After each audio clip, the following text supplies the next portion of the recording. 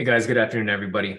Today's Monday, March 20th. It is 3 o'clock right now, starting time for our group mentoring session for this week. So I'm going to go ahead and set up this room real quick, and then we will get started shortly with the mentoring session for today. It's got a couple things here to update, not too much, and we should be good to go.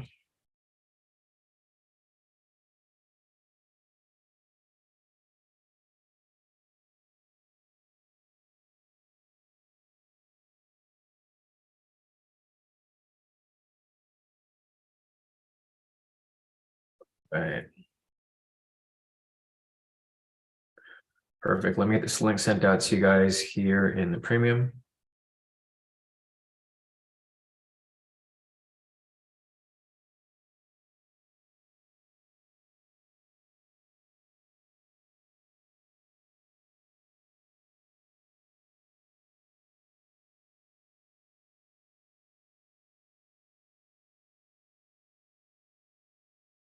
Right, there we go.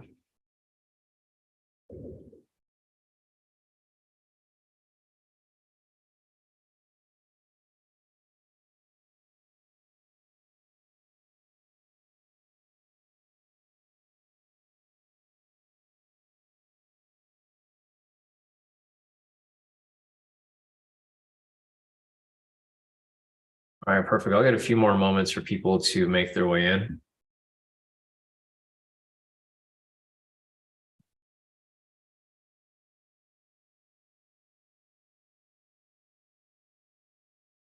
All right, cool. As people join in, I'm going to go ahead and post this up on our social media real quick. Just a couple things here to update.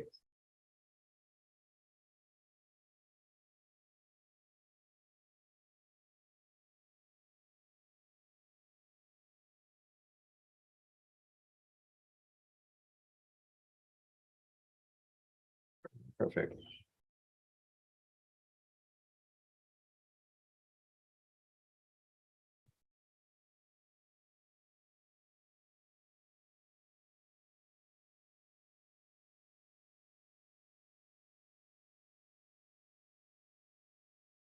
All right. Looks like we are good to go for the most part. So, all right, guys, welcome to the mentoring session. Today is Monday, March 20th. It is 3:03 right now. Scheduled mentoring sessions for 3 o'clock. If you guys have any specific questions, feel free to put your questions in the chat. Main focus is going to be on the high-level momentum scalp strategy. I'll be going over my way of applying it and Vince's way of applying it. There's two different ways of applying it. They're both pretty high in the win rate. They're both very profitable. So it's just really up to which one you guys want to apply. If you guys want to apply both, you guys can. But I'd probably recommend sticking to one first, and then, so you don't get mixed up and confused with the strategy. So, hey, Jamie, how's it going? Martha, Maddie said, doing a deep back test right now from February 27th to current date. He's going to send the results once completed. Thanks, Maddie. All right, cool. So Maddie's continuing the back test. I'll go over the strategies, and if we have time, I'll keep working on the back test as well for today. I don't know how many trades came up, but pretty sure there was a pretty decent amount. Hey, Jacob, how's it going? And then we'll add those to the list. So if you guys have any specific questions, feel free to put your questions in the chat. If you guys just want to sit in and wait for me to cover the strategies, I'll cover them. And if you have questions from there, go ahead and ask whatever questions you guys have. So let's give it a few more moments for people to make their way in. But yeah, I think this is going to be a pretty full class today with us covering the strategies. Hey, Funky, how's it going? Yeah, long time no see. Glad to see a lot of you guys here back in the room. I've seen a lot of you guys come and go, and a lot of you guys are returning after like a long hiatus. Everyone has their reasons why they take a break. So I'm glad to see a lot of you guys back here. So Funky, nice seeing you here. And everyone else, because it's good to see a lot of old faces here. Some of you guys have been trading with me for years now. Whoever's been around the whole time, great. But good to see a lot of you guys making it back to trading, especially if this is something that you guys obviously, really want to do. Yeah, Vince said he's finally back. Yeah, I know, definitely. Yeah, it's good to see you back here too, Vince. And I haven't seen you since probably my birthday, bro. It's been a while. Or like one of those times at Mansion, or not Mansion Heat. All right, so let's get started with the strategy. So what I'm going to do here is I'm just going to rewind to 12 because this is the only time that we take it from.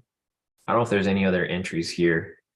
So I'm going to rewind up until there's an entry. So there's an entry right here. I'll just rewind to this time right here. I'll just do it till 12, and then we can go back even further if necessary. But all right, guys, looks like people are still making their way in. So I'll give it a few more moments. What I'm going to do here is I'm going to make sure the strategies are listed properly.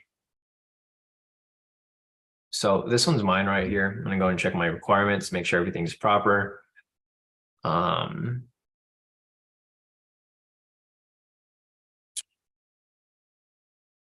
Yeah, okay, so this one looks fine. Let me check Vince's real quick. Make sure that one is good too. Check criteria. All right, yeah, I think everything here is pretty much good to go. So we'll start off with my strategy first, guys.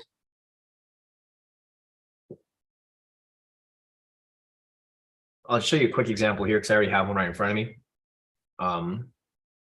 So I'll show you this one right here. We typically don't trade. Well, I mean, this is before 12. So my back test has been going between 6:30 and 12. I take, well, for my results, guys, I'm looking to take only the ones from 6:30 to 9. So let me pull up my back test real quick. So this is my back test of the strategy. I'll go over the win rate real quick. So I'll show you guys the difference here. It's not a big difference, but for me, I prefer quality over quantity. So here are all the trades that I back tested. This is basically the entire month of March 1st up until March 17th, which was Friday. So the total trades from this was, if you did 6:30 to 12, it was 86 wins and 10 losses. It was an 88.70% win rate with a total profit of 5,400 pips for this month so far. From 6:30 to 9, it was a bit better. There's 49 wins and only 4 losses. Total win rate of 92.50% for 3,500 pips. So it was less profit, but it was higher quality trades, and it was less of a back and forth, right? Because if you're going back and forth, it's kind of a hassle because it's a negative risk reward. So it's better to have less losses and just having a higher win rate, especially if you don't want to be on the charts all day. Like I can't see myself sitting at the charts from like 6:30 to 12 every single day. So I think 6:30 to 9 is good enough. So those are my results right there. These are Vince's results. So you can see right here, the total trades from March 1st until March 17th, it was 74 wins and 19 losses, total win rate of 79.60%. So a little bit of a lower win percentage here for the overall trades. However, if you cut it down to 6:30 to 9, it was pretty much about the same. It was 44 wins and 4 losses, total win rate of 91.70%. So they're very similar. So it just depends on like how you guys want to apply it. But for me, I personally think it's best to apply between 6:30 and 9 because the win rate's it's a lot higher. So that's typically what I would do. And then also Jacob, he kind of went over my trades and I missed a couple trades. So the win rate's actually higher. So win rate's crazy. I mean, this is the entire month. This isn't just like it's not like 1 week or 1 day. This is like the entire month. So you think about it, if this is a consistent win rate, and the reason why I know that this is the real win rate is because Vincent, who created this strategy. So where's Vincent at? Not this Vincent, sorry, other Vincent. So Vincent that created this strategy, you can see here that he's been this is his FTMO account. He's been at 90% win rate for like 5 months straight. So, and the reason why I know he's telling the truth is because he's been on the top 10 leaderboard of FTMO traders worldwide for the past like 3 to 5 months. He's number 9 from last month. He's been making like, over 10% every month. Last month, he was up 13%. And this is the only strategy that he's been applying. He's only been applying it in the morning from 6:30 to 8. If he applied it till 9, he probably would have been higher. But every month he's been on the top 10 leaderboard. So that's why I believe Vincent, he's not just all talk. He's been on the actual leaderboard. If you check the leaderboard, you'll see he's there. And then he showed his screenshot of his actual win rate. It's been above 90% every single month. So if that's the case, my back test here identified 91%. So he's just slightly off. He probably missed a couple trades. I know sometimes he wakes up late, so he doesn't typically hit every single trade, but that's how I know this strategy actually works, right?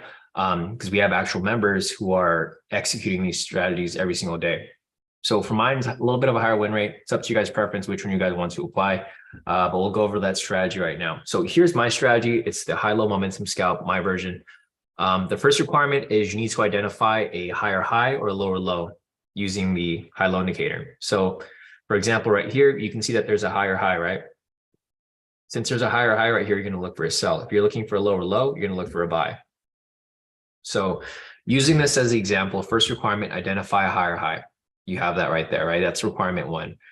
Requirement 2, identify a valid momentum signal using the momentum indicator. So with that said, we have the, sorry guys, man, I hate when TradingView does this and they update the things here. And I don't know where the symbols are anymore. There used to be an arrow symbol right here. Okay, let's use this right here. And where's the other one at? They didn't have these before, these icons. These are like brand new.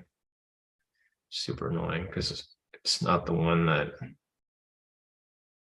okay. There we go, perfect.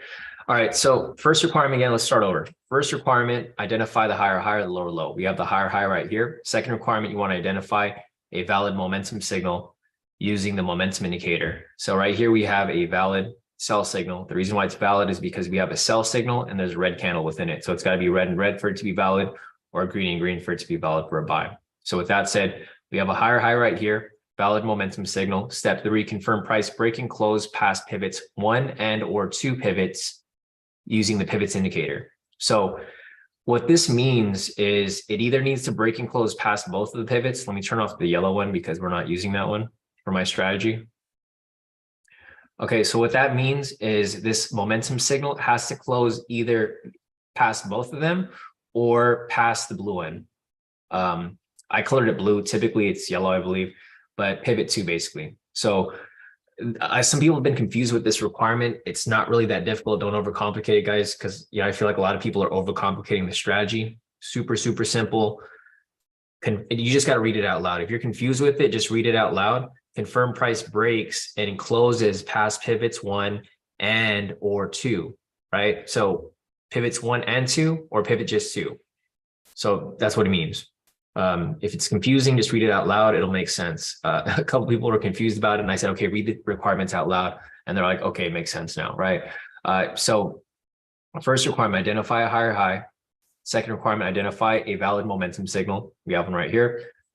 3, identify price break and close past pivots 1 and or 2. Right here, it's breaking past 1 and 2, so that's fine. 4th, enter on the close of the valid momentum signal. Right there. TP stop loss is 100, 300. I know I set right here, based on conditions, but we'll just stick with 100, 300 for now. And then in the future, because I haven't back tested the 2550 yet, we'll just stick with this for the moment. So right here, 100 pips, you let the trade run, full TP immediately right after. So typically we wouldn't take this trade because this happens super late. I only trade till 9. But for some people who want to trade all the trades, you're more than welcome to take whatever trade you like. You just got to be smart about it and don't take, dumb trades. If you're going to take these trades, make sure you're following the criteria. You're not skipping steps, right? So, all right, other than that, that's pretty much this entry right here. There's an example of my strategy. I'll look for another criteria over here and I'll show you guys one for a buy. This is for a sell. I'll show you guys one for a buy and then we'll move on. If you guys have any questions, feel free to put them in the chat. One question from Maria, she's asking in the same momentum candle. Yeah, this is our catalyst for entry. So your catalyst for entry is going to be the momentum signal. It has to be the momentum signal. It can't be anyone before. It can't be anyone after. That's the difference between my strategy and Vince's, because Vince, he's able to take entries after it. So in a situation like that, you can technically take 2. I'll show you this example later because there's actually another entry here for Vince's strategy, but it doesn't align with mine. Right. So I don't want to get you guys confused. They're 2 different strategies. So what I recommend is focus on one strategy. And then once you master that strategy, add the other one. So I think right now, I think this is the easier one. So I would recommend just taking my strategy first. And then later on, you can add on Vince's because Vince is like later entry. So like if you missed mine, you can probably take Vince's. But I would recommend focusing on mine first, master this strategy, and then move on to the next one. Right. All right. So let's move on to let me see if I can find a buy entry here. This isn't really a good time to trade because this is where like a lot of losses happen. But let me see if I can find one over here where criteria is met. Let's see. Question from Martin. So Martin said, does it matter if the higher high or lower lows between the pivots? No, it doesn't matter. So, well, it doesn't matter if it's in between, but it's got to be below, Martin. So like, for example, like this, the one I just showed you, right? So in order for you to have a sell, you need price to break and close past the pivots, right? So the higher high is going to have to be above it.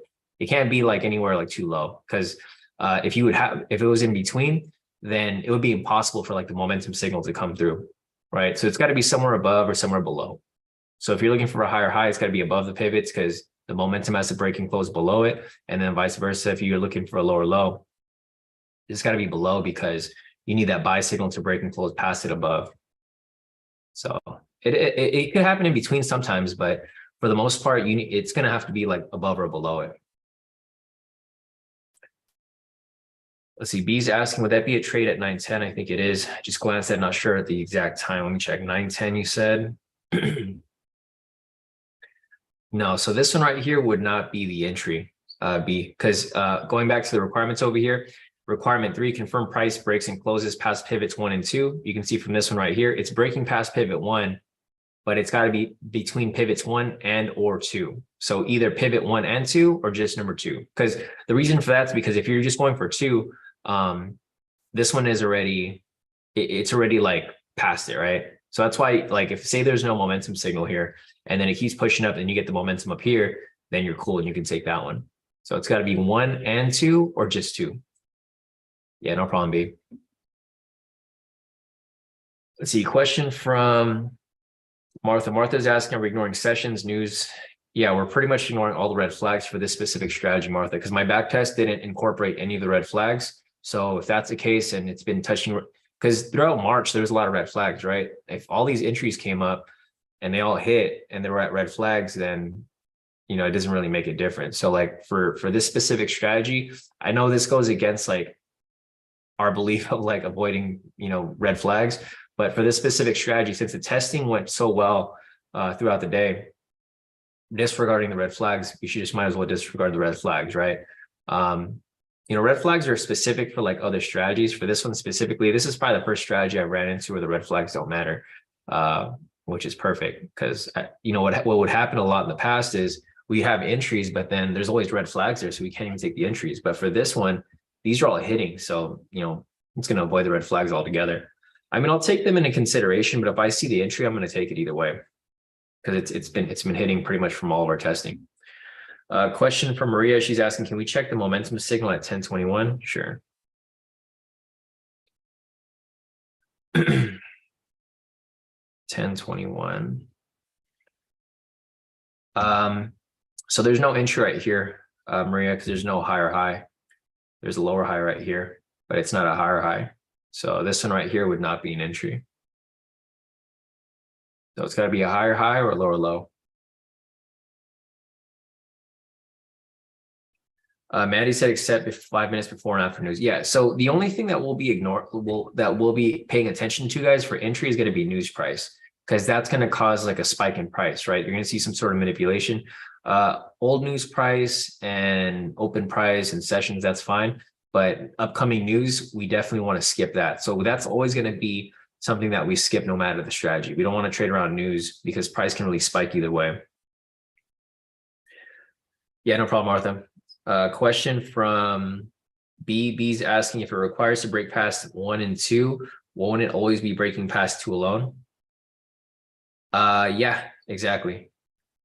So 2 will always get broken, B, but it can't just be 1 by itself. So it's got to be either 1 and 2 or just 2. But either way, it's always going to be 2. 2 is going to be included in either one. It's either both or just 2 by itself. Because at that point, it'll already break 1, right? Because it's either going to break both or it's going to break 2 because 1's already been broken at that point. So 2 is always going to be included. Let's see. Lucas is asking, during back testing, did the overall trend meter play a role in the analysis? Not at all. So guys, whatever's in the criteria here, just stick to this. If trend's not mentioned here or anything like that. I didn't use anything for trend. I didn't use the pivots. I didn't use a trend meter, none of that stuff. That's why I think this strategy is a lot easier, because there's not too many criteria for you to follow. You don't really care about the trend. You don't care about the bias. You don't care about anything really, because you're going for these quick little scalps. I mean, they're usually big scalps. They're not even quick scalps. So like they actually push out pretty far. So yeah, trend is not in a consideration in any of this. Everything is just, you're looking at the high low, you're looking at momentum, and you're looking for price to break and close past the pivot. So the logic behind this strategy is that you're identifying a top or a bottom, right? So for example, let me go and see if I can find a buy example, because that's what we were looking for earlier. I think there was one right here. Yeah, so there's one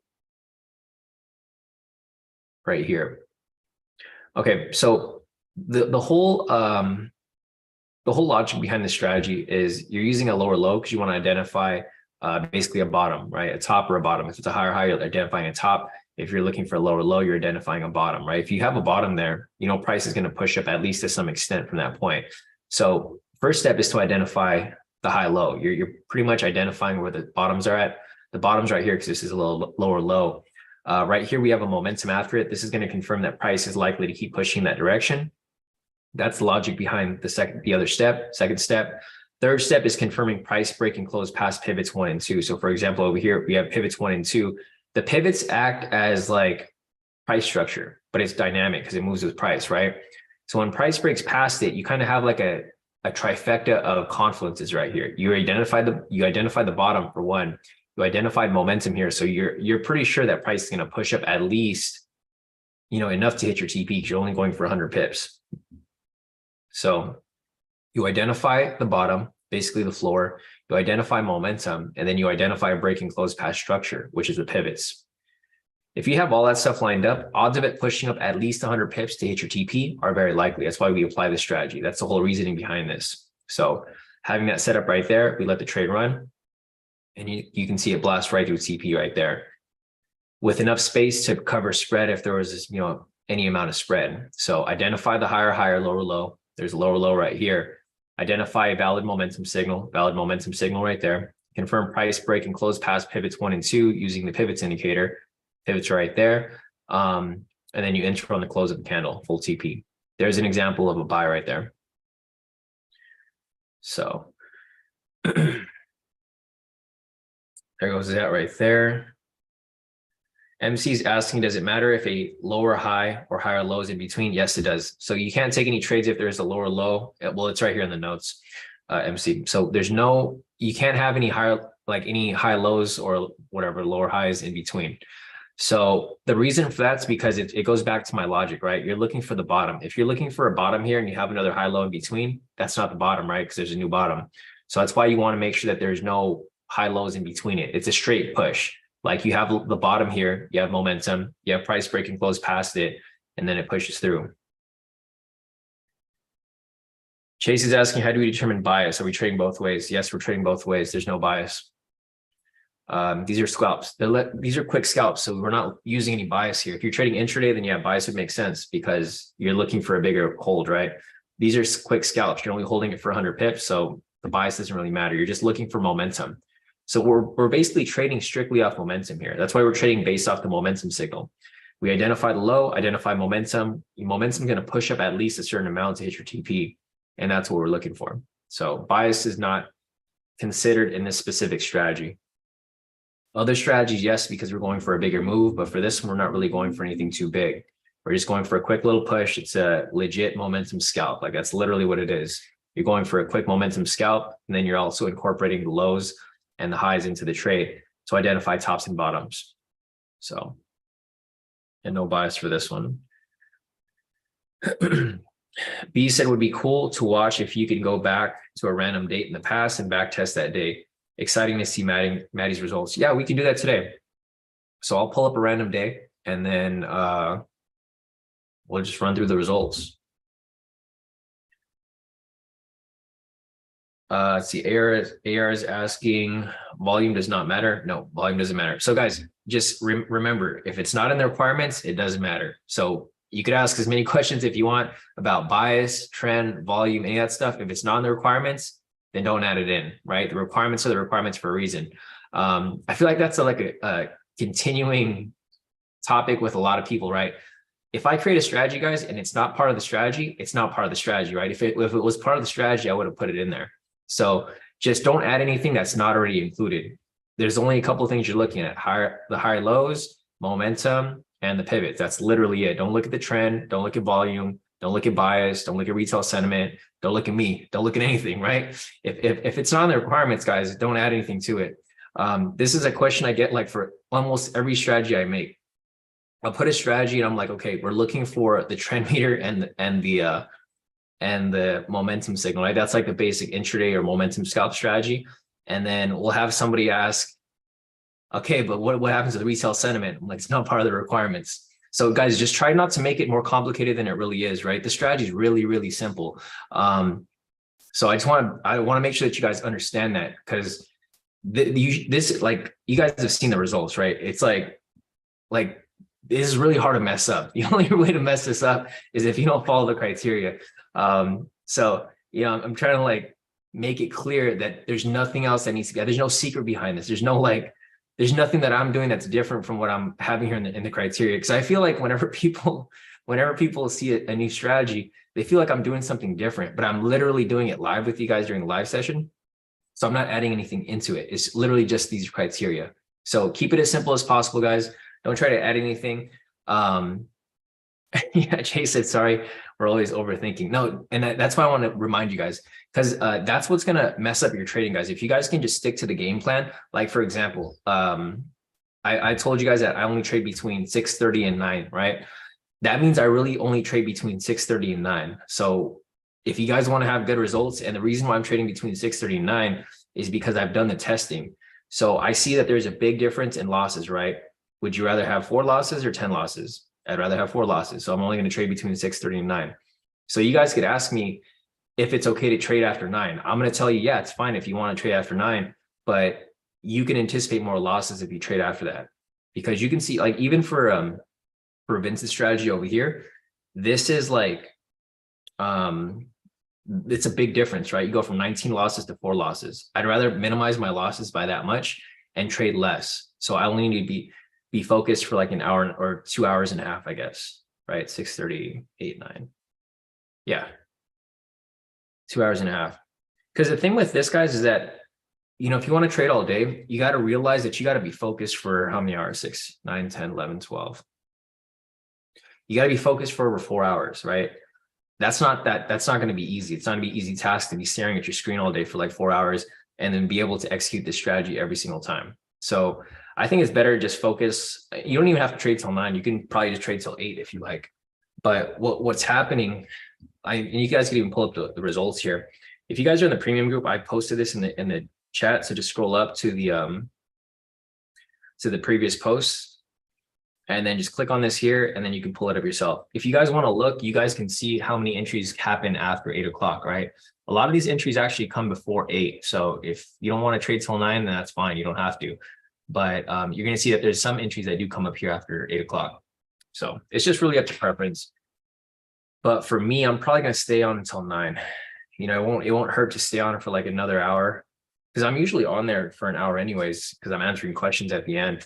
So yeah, if you guys want to stay on until 9, that's fine. If you guys want to cut out at 8, that's fine too.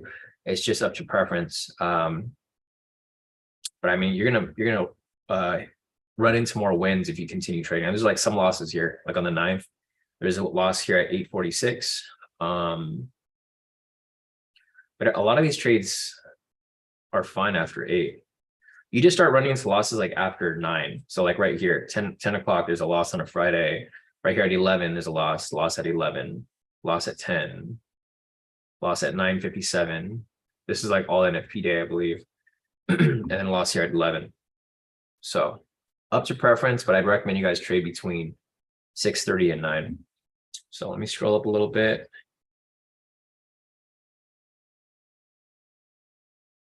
So Chris, you said, I know this may be a repetitive question, but just for confirmation, for the indicators on TradingView, we have to pay. Yeah, so you have to have access to the indicators or to the strategies to have access to the indicators, Chrissy. because when you sign up for the lives only, that's like what you're signing up for, just the lives only. So if you want the indicators, you'd have to upgrade to the strategies to get it. Yeah, I'll show you another example right now, Natasha. I'm gonna scroll down a little bit. I want to make sure there's nothing else that I'm missing. Natasha said, okay, enter right after momentum. Yeah, that's correct. Question from Maddie. Maddie's asking if a lower high or a high low prints before entry, it can indicate that it'll range or go either way. That's why you avoid it. Yeah, Maddie's 100% right. Yeah, I know you're fine, MC. Just wanna.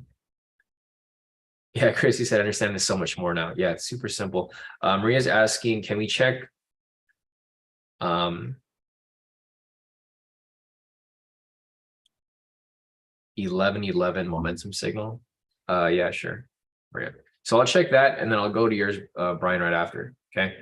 So let's check over here real quick. Let's see. Bless is asking, hello, new here. Question, does this pertain mainly to US 30? So I haven't tested it on anything else, Bless, but I'm pretty sure it works on pretty much all the indices. If you want to, I'm pretty sure it works on NASDAQ and S&P as well. I mean, it should. I think, well, for my understanding, this strategy works well on anything that's volatile. So it might not work as good on Forex because Forex is kind of slow. Like you're not going to be able to get in and out within like 10 pips, right? You're not going to find like that volatility like you for US 30, but you'll find the same volatility for like NASDAQ and for S&P because those are all like volatile assets. And stocks, if you want to trade stocks, it probably works on stocks too, because these are basically stocks just in a higher index. So, I mean, if you want me to look at other assets, drop the ask and I'll take a look. But I haven't tested it. So my testing here is only for US 30. I've only tested on US 30. If you guys have the indicators, you're free to test it on whatever you like. If you want to trade something else like soybean or milk or I don't know, whatever type of feature is out there, like anything that's volatile, you can trade it. And I'm pretty sure it works. It'll probably work with gold too. I just haven't really tested it, so I can't say. So I don't want to tell you it works and then it doesn't.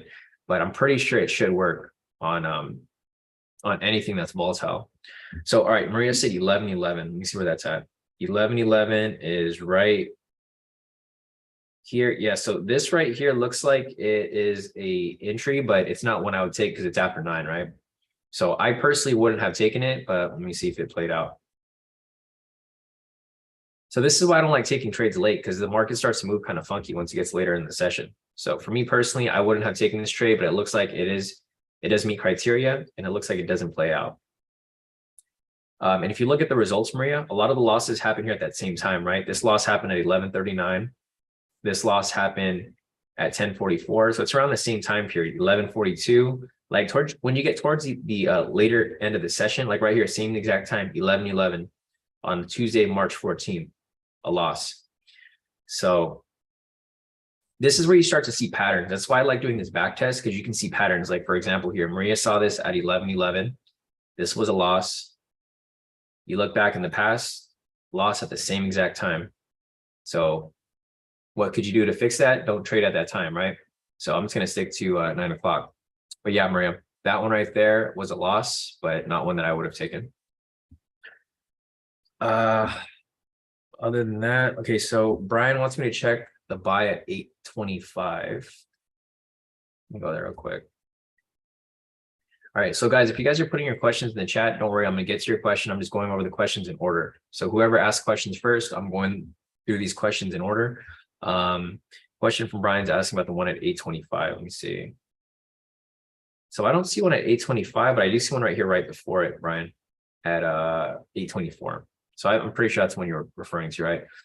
This one right here would not be an entry. The reason for this not being entry is because there's no break and close past the pivots. There's a lower low right here. Oh, and here's one thing I want to mention too. So if this ever happens, guys, where there's a lower low and price comes above it and pulls back down, say for example, this happens, right? You have a lower low, price breaks and closes past the pivots, it pulls back, and then say, for example, you get a buy signal right here. That's not going to count. It has to line up in like one shot. Like I was mentioning before, like the logic behind the strategy is you're identifying a bottom or a top, and then you're looking for momentum to confirm, price is going to keep going in that direction. And then you're looking for price to break and close past structure. Right here, we have the bottom. price already broke past close, it broke past structure here already, but there's no momentum, right? So with that said, if you see something like this, there's no longer any setup there. And for this one right here, Brian, specifically, this is not an entry because there's no breaking close past the pivots, right? These candles over here already broke past it. So say, for example, this didn't even break above it, and this one over here broke above it, it still would have broken past it, and this momentum signal doesn't meet criteria anymore because it's above the pivots. So looking at this here, identify high, low, or higher high, or lower low.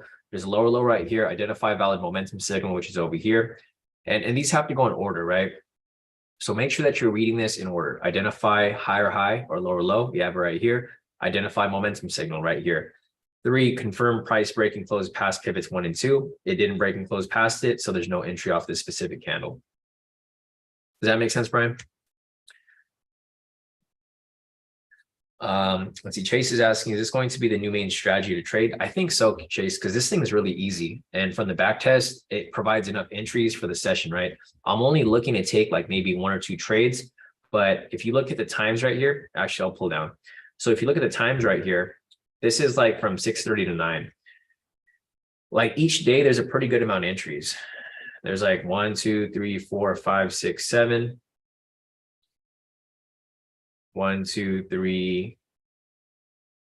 1, 2, 3. So this is all I really need, right? I only need like about 3 wins a day. Like for example, if I do 3 wins a day,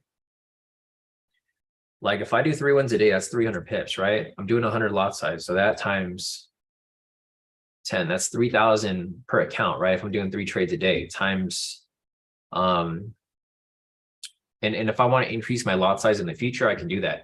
So this is just 1 account. I have 5 accounts times 5. It's 15,000 a day. That's pretty smooth for like 1 day and not having any losses, right?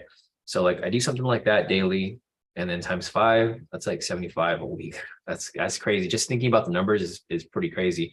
So for me personally, I'm just gonna stick to I'd probably just stick to this. The problem with us applying different strategies is that it confuses people. So one of the strategies that we discussed today during the live session that you can possibly add to it would be a high-low scalp, because it's, we're already looking for high level momentum. So the way that this strategy would work is you're kind of using the same higher high. So you have a higher high right there, you have price break and close past it right here. And then you can take that for another scalp. So if you wanted to incorporate an extra strategy to the whole move, that's another win right there. If you wanted to, you don't have to, but we'll save that for another session. I think today we'll focus on just the high level momentum scalp. And then from there, we'll go over to Vince's strategy as well. But there's a lot of different ways to apply this. Like they go hand in hand with each other. So you'll have like 1 entry for a high low momentum scalp, and then you could have another high low scalp right after or before it. So you basically double up on your positioning. All right, let me scroll down real quick. Natasha said I need to turn off my trend meter because that throws me off bad. Yeah. You probably want to have a clean chart, guys. So during the live session, I'll still look at bias. I'll still analyze everything for you guys, and I'll say, okay, everything's bullish or everything's bearish. I'll look at that so that you guys can have an idea of where price is going. But for this specific strategy, it's not necessary, right? Because you're just looking for these quick scalps here and there. Like price will retrace. It has to retrace at some point. So it's fine to take entries in opposite directions. You're basically counter trend trading. You're trend trading and counter trend trading at the same time. Yeah, Christian said, yeah, don't overcomplicate yourselves. It's fine. Jacob said, currently my time zone, it won't allow me to stay after 8. Little kid waiting for me after sessions. Yeah, no. Yeah, if that's the case, Jacob, I think you're fine at trading till 8. Not a big deal. Creasy said, I want to try it on gold so bad, but I don't want to be mad. Yeah, we'll take a look at gold later today. Or if we're done looking at examples here for the high level momentum scalp, we'll see if there's any entries for gold, and I'll just show you if it works. Natasha said it works on odd USD and USD JPY. Nice. Yeah, so Natasha's tested it on odd USD and USD JPY. So I guess it does work for Forex pairs. I don't know what time frame you're trading on, Natasha. It's probably not the 1 minute though, because it's going to be hard to catch pips like that on the 1 minute because it's not that volatile, right? I think I have UJ up here already. It'll probably work like on the 10 minute. I don't know about not sure about the one though, because the one's kind of short. I mean, there's an entry. Let me see.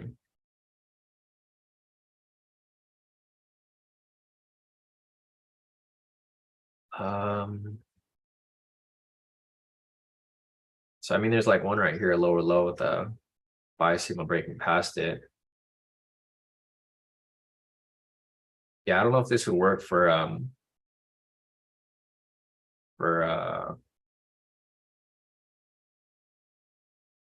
UJ. You probably have to do it on a higher time frame because you still have to cover the spread. The spread's going to be at least like 2 pips, so it's impossible for you to catch like 1 pip, right? You'd have to catch like at least 10 pips. And I don't think it would work well for like for the 1 minute time frame. Maybe on the 10. I actually was playing around with it, so I was playing around with it over here myself. The 10 minute might be a good time frame for you to trade it on if you wanted to trade it on this time frame. So like there's an example right here. There's a higher high. Sell signal right there.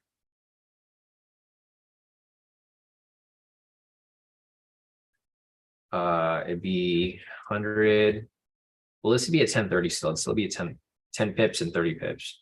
Yeah, so I mean it works fine right here on UJ too, but this is a 10-minute time frame. So it looks like it works. I haven't tested it, so I can't tell you for sure. But I mean, there's another one right here. There's a higher high. Sell signal right there, breaking past the pivots. I mean, it looks like it works, so I might be playing around with this myself. Yeah, I mean, it still works good. 1030 split.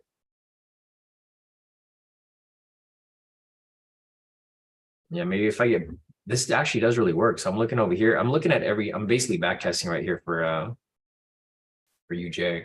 There's a higher high right there. Sell signal breaking past the pivots. It's 3 back-to-back wins right there. This just happened recently, like since Sunday. So 1 win right there, 1 win right there, 1 win right there. Another one right here.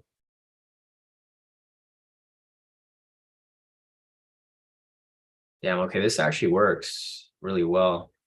Might be good on the 10-minute. So if you guys want to back test this, feel free. You can use my same back testing script or my back testing chart spreadsheet.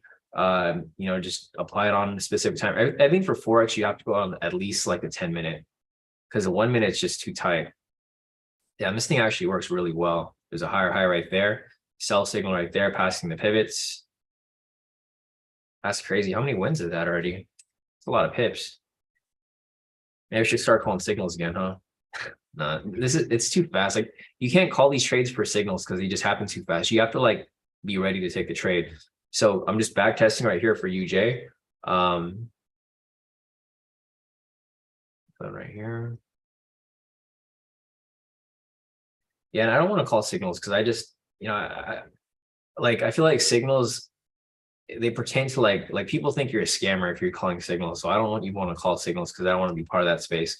I'd rather teach you guys how to trade and you guys can make as much profit as you want on your own. But yeah, UJ here looks nice. So just looking at UJ, there's like 1, 2, 3, 4, 5 wins back to back. So that's 50 pips right there. Basically from Friday up until the problem with UJ though is like you don't know when it's volatile. So there's not a specific time to trade it. But yeah, I guess it does work right there. So nice work, Natasha, with checking that out. Scroll down further. B's asking, would be fun to see you test it on SPX. I'll just do it real quick. I want to hold you guys up here. So I'm just gonna show you guys quick examples. If you guys want to play around with it, feel free to do it yourself. Like if you guys have the indicators, you guys are more than welcome to play around with this and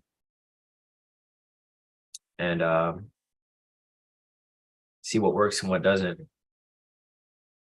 I mean, I personally like back testing. I don't know if you guys like back testing, but I like back testing because it gives me confidence in the trade. Like if I back test myself and I see the trades actually hit, then I'm going to be pretty confident whenever I have any trades come up. So here's SPX. I mean, we just go back to how it was earlier this morning. Just go back to like before 9. All right, so let me see if there's anything here.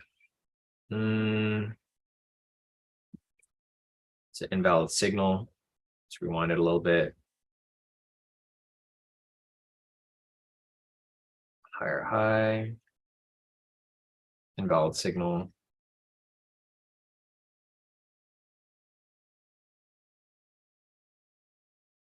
No. Well, I mean, I'm pretty sure it works, but there just wasn't any entries for this morning. So I just looked back from 6:30 until 12 or 9 at least. There's no entries here. Like none of these actually broke past the pivots. Here, let's pull up a random date. Let's go to like, I don't know, Wednesday. So I've never back tested this, so I don't know what the results are, but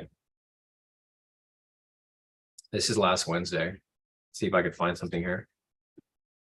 All right, where's the momentum at? All right, so here's one right here. I'll just replay it. So I don't trade S&P, so I mean, I don't know what the TP stop loss would be, but here's a higher high. There's momentum breaking, closing past the pivots. I just pulled up a random date, guys. I've never tested this before. I don't even know what the TP stop loss would be. I guess it'd be the same thing, 1030. You got that set up right there. Bounces around a bit, full TP. So there's a full TP right there. It looks like there's another entry that happened right before it, right here. There's a lower low. There's a buy signal right there, breaking, closing past the pivots. Same thing. I mean, it looks like it works. Damn, it's crazy. I could trade everything. So right here, another buy. Full TP on the next candle. Dang, this thing's accurate. Another one right here. I don't know if this one right here would hit, but let's see. I don't mind checking it out. Lower low, buy signal breaking, closing past it.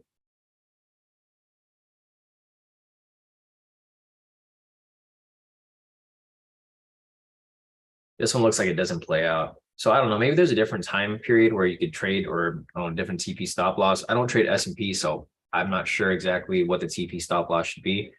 I mean, for the most part, it looks like it works though. There's another one right here. There's a lower low. I mean, this is like, it's a numbers game, right? If you take enough entries between a time period, it's going to balance out. So like there's another entry right here. Same thing. 1030. Let the trade run. Full TP, blast right through it. So I mean, maybe the TP stop loss should be different for S&P because it moves differently. But just looking at these results right here, there's like 3 wins and 1 loss. CB back at break even. But there's more entries here. Like you could have taken these over here. Like if you keep looking at all the entries from this morning, this is from today, or not today, this is last Wednesday.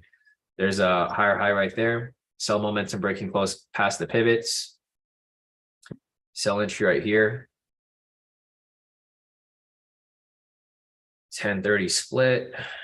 So there's more wins here. There's definitely more wins than losses. So the win rate here is pretty high. There's like 1 loss that I saw here, but there's a lot of wins here that come up. So guys, if you guys want to have fun and you want to test this stuff out, knock yourself out, go and test it out. There's lower low there, price breaking, closing past it. And this is how I back test. I just go back and I look at all the entries, set everything up right there. Lower low, buy signal breaking past it, another full TP. So there's like 1, 2, 3, 4, 5 back-to-back full TPs and just 1 loss. So I don't know if this is a case, maybe you should just skip trades after 8 o'clock because it seems like the only loss here came at like 9 o'clock. Or actually, no, you would have skipped the trade then. Okay, so you would have been done trading at this time anyways. If you only traded from 6:30 to 8, you would have been done. Yeah, because this loss over here happened after 9. So if you cut off your trades at 9 o'clock, like I do for US 30, you'd be perfectly fine. There's no losses here. They're all wins. All right. So a little sneak peek of, I guess, S&P. If you guys want to test it out, feel free. You guys have the requirements. I mean, test it on whatever you guys like. You don't have to trade US 30. So it works on US 30, works on S&P, works on NASDAQ, I'm pretty sure it works on gold. Let's take a quick peek at gold. Gold is different though, so I don't know if I would do it on gold because gold is very it's tricky. But I mean, looking at this right here, I mean, there's a win right there. I just took like I haven't tested it, but I don't even know the TP stop loss to be for gold because I don't ever trade gold. Let me turn off this, turn that off. So there's a low right there. There's a lower low.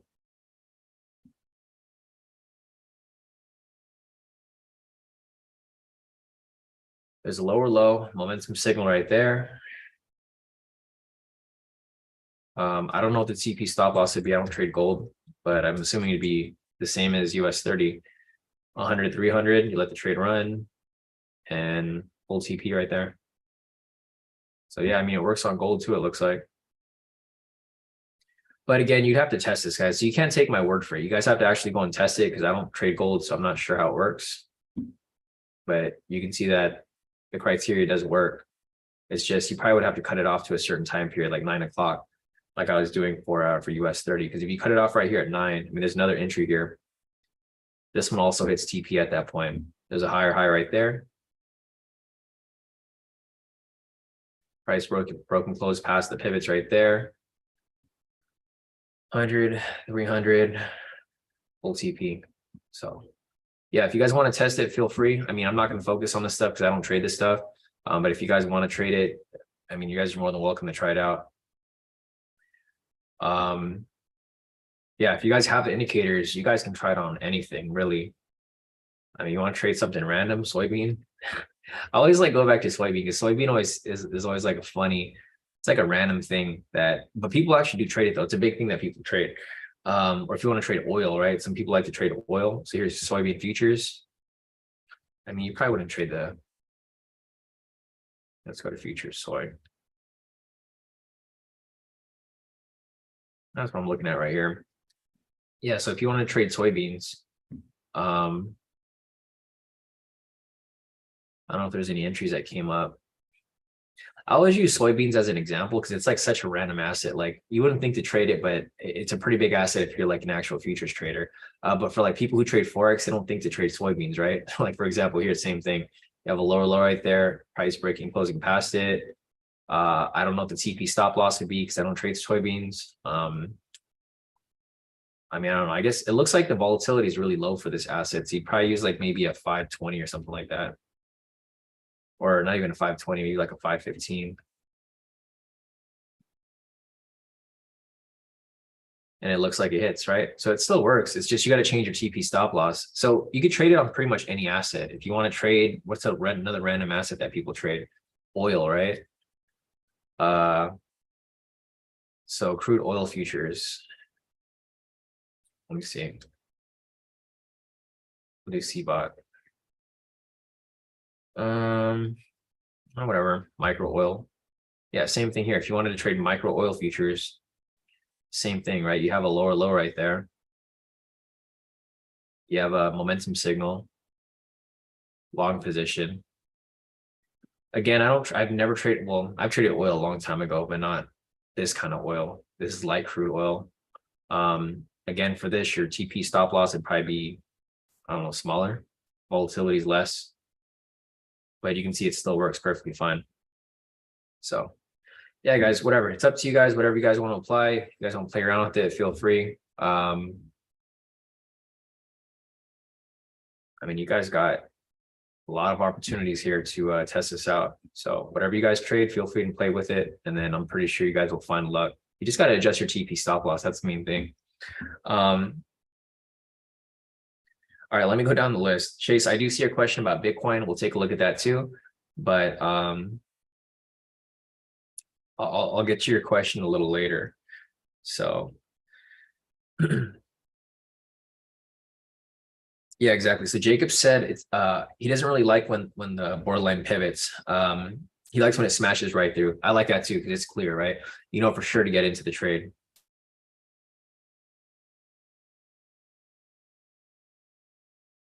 Yeah, no, exactly. Whenever it's borderline like that, I typically don't like to take it. CT is asking essentially step 2 and 3 to happen in the same candle. Yeah. So guys, if you guys are ever confused about the requirements, just read them out loud, right? You're looking for momentum signal. You're looking for price to break and close past the pivots. Yes, these are the same thing because that's what you're looking to break and close past it, right? You're not looking for a candle before it or a candle after it. You're looking for the second requirement to break and close past the pivot. So yes, it's 100%. They're pretty much the same thing. That's why I'm saying that this is so simple. Like a lot of people are asking like questions that like are totally irrelevant.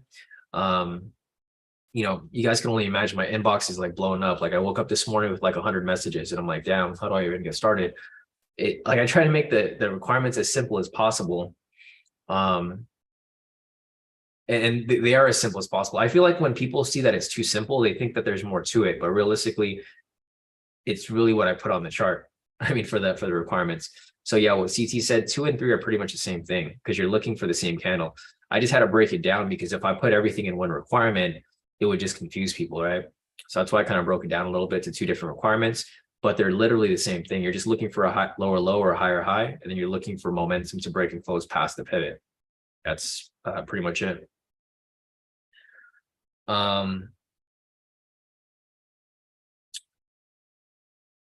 Sorry, B, I can't understand your question because so B's asking, did you end up getting rid of it? Oh, of TFF. Sorry, I thought you said it, but you said TFF.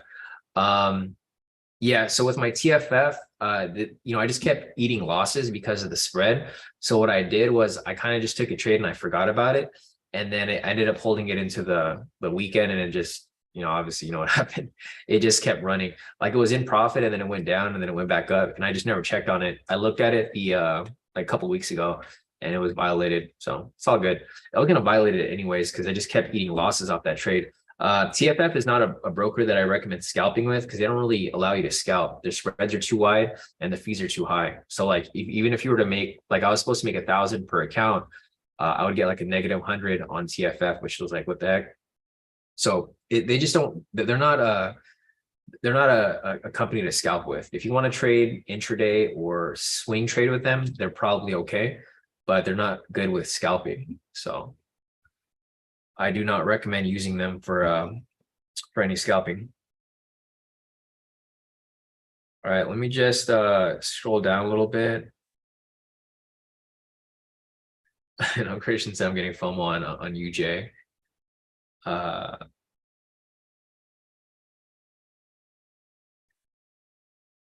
right, let me scroll down a little bit. AR is asking, I have Hanko trade with slippage. Would longer time frame work with US 30?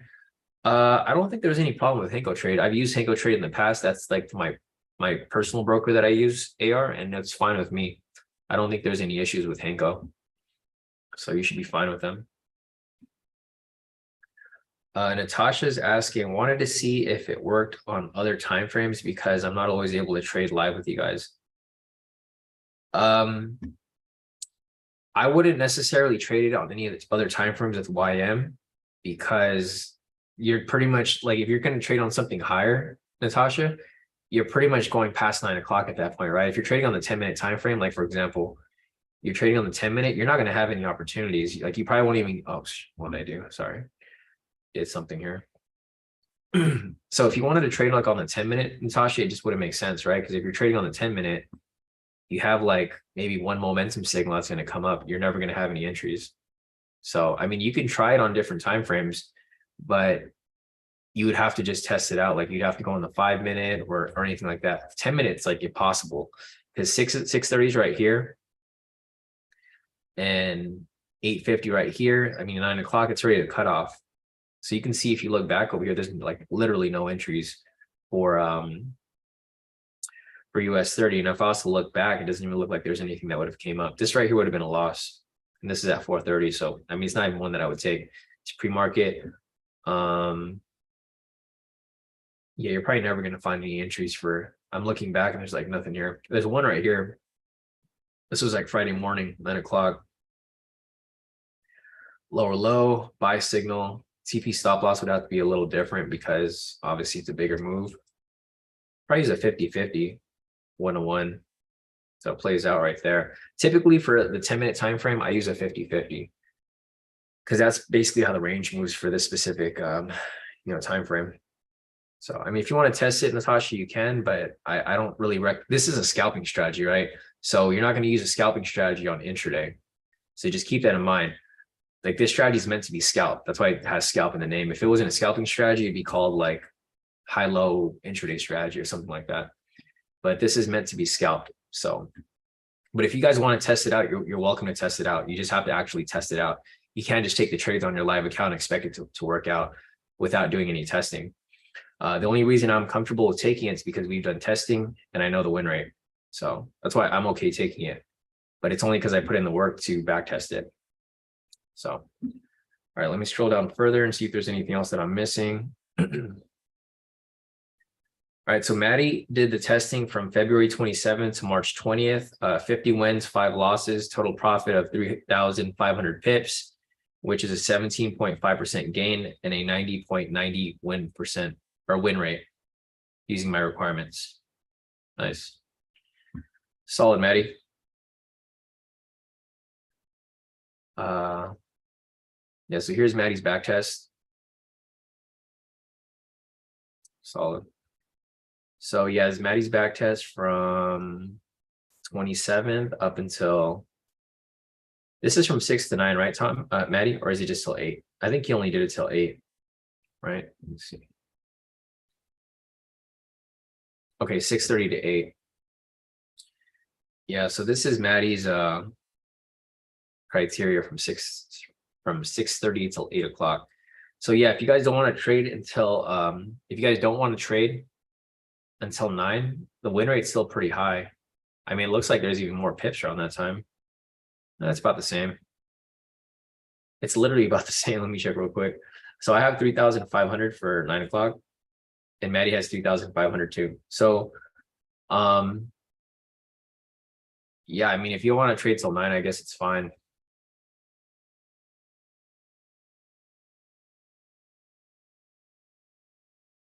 Yeah, it's just really up to your preference, guys. I mean, there's more losses here, but overall, it pretty much ended up with the same amount of profit. So I had 49 wins, 4 losses. Maddie had 50 wins and 5 losses. Wait, that doesn't make sense. How'd you have more trades, Maddie? I'd have to go back and look at your back test, Maddie, because I like, because you have more trades than me, but I traded until 9, so I had an extra hour on you. Oh, you started in February. Okay, never mind. Thanks, Nadia, for confirming that. I just realized. Yeah, so you were a day ahead of me. So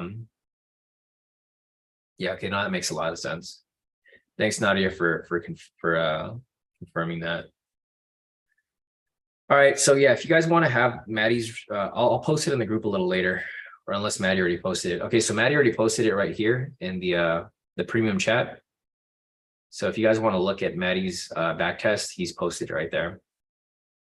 All right, so let me just go through the rest of the questions. I want to make sure that there's nothing else that I'm missing here. I'm gonna try to scroll through as fast as I can.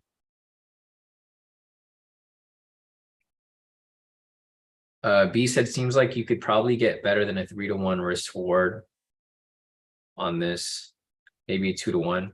I mean, possibly. I haven't tested it yet, B. So if you want to test it, you're more than welcome. I like back testing, but I don't like back testing like back to back, because I spent the whole weekend back testing like the entire month in March. So I'm probably gonna hold off on back testing for a bit. But if you guys want to test it for a 2-to-1, you guys are more than welcome to do it. Just go ahead and send in your results, and then I'll take a look at it and I'll see. Maybe at the end of this week, I'll back test another time frame or another TP stop loss. But I think I'm done back testing for a couple of days now. But I'll check later, once I feel like back testing again. Jacob said he was thinking 100 TP, 200 stop loss. I think that's too close, Jacob, because you got to cover the spread.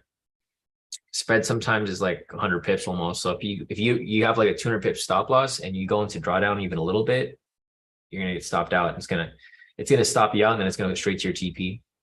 So I think the 300 stop loss is necessary. You can probably increase your TP though. So you can maybe do 150 to 300, or you can do 200 to 300. But I think the stop loss is like, that's like as tight as you can go. So yeah, adjustment would be for the TP, not for the stop loss, because you got to cover spread, and then you got to cover slippage, and you got to cover all this other stuff. And it's just, you don't want to cut yourself too short, because I could see price like coming back a little bit, pulling you out, and then going straight to your TP, and you're going to be super frustrated, because I'm pretty sure it's going to happen like more than once. Yeah, Martha said, I guess it's just too hard to believe it's so simple. Yeah, no, and you're not the only one, Martha, so that's fine. CT's asking, I'm just testing other variants, so try to define everything clearly since not all steps happen at once. Yeah, no, definitely, CT. And I'm glad that you asked the question, because I'm pretty sure other people had that same question, but they're just too scared to ask, right? So Let me scroll down a little further. Natasha said, so 1751. Looks like an entry. So I wouldn't look for any entries right here, Natasha. If you're looking for entries right now, this is Asia session. Like I wouldn't even bother looking at the charts right now. But yeah, this would be an entry. Like so, what you picked out right here would be an entry, but it's not one that I would take because there's no volatility.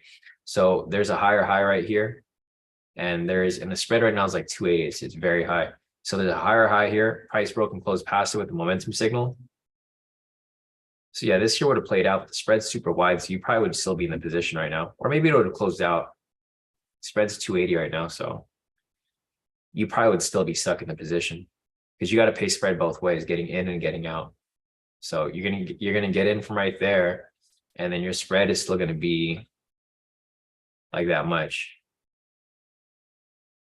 right? So if you got in a little late, your spread's you have to cover that spread. You got to cover the other spread as well. So I wouldn't even bother looking at the charts right now. It's like probably the worst time to trade during Asia. Or unless you're trading UJ. So if you're trading UJ, it's a different story because they're actually open right now. It's still slow though, so not exactly one that I would be looking to take, but I don't see any entries here anyways. All right, Jacob, we'll see you back here tomorrow for the live session. CT is asking, this is momentum trading. Larger the time frame, the more we get away with. Yeah, exactly. Get away from the logic of the trade. Yeah, and I agree with you too, CT, 100%. This is a scalp trade, guys. So just keep that in mind that this isn't supposed to be used on higher time frames. It's meant to be used on the 1 minute. Scrolling further. Mandy's asking, will you have this recorded and on the website so I can see it from the beginning? I apologize. Yeah, no, you're fine, Mandy. Yes, all of these live sessions are recorded, guys. So if you guys go on the website, let me see if I can pull up the course here. So if you scroll down to the bottom, it'll say, so these are, where's my mentoring sessions at? Right. So the mentoring sessions, I mean, they're not on here, but they're going to take you to the, to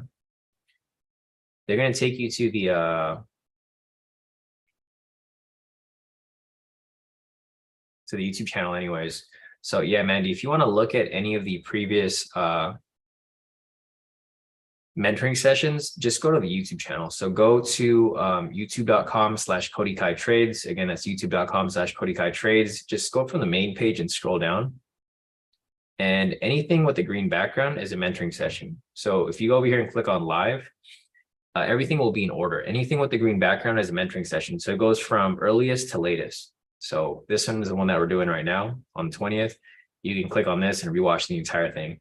If you want to watch the one from last week, it's right here on the 13th. You click on this, it'll play the entire thing as well. So everything is available to you guys. If you guys want to watch any previous live session, I've been trading live and I've been mentoring for like 7 years now. So if you go back here, I mean, there's an endless amount of videos. Like I didn't realize how many times I went live until I had to edit the thumbnails. So I have like over like almost 2,000 videos on here, or no, the 1,000. There's another 1,000, but I had to hide like half of them because they're really old. There's over 1,000 videos here for you guys to go and watch.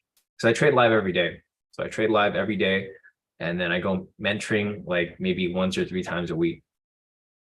So all the videos can be reviewed over there. Yeah, Maddie said he's going to stick to the 1030 because that seems to be a sweet spot. Yeah, I agree too, Maddie. I'm going to stick with it as well. Yeah, you got it right, Natasha.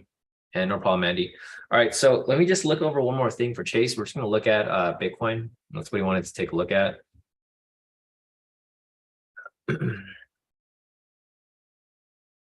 Well, let's just do regular BTC, BTC USD.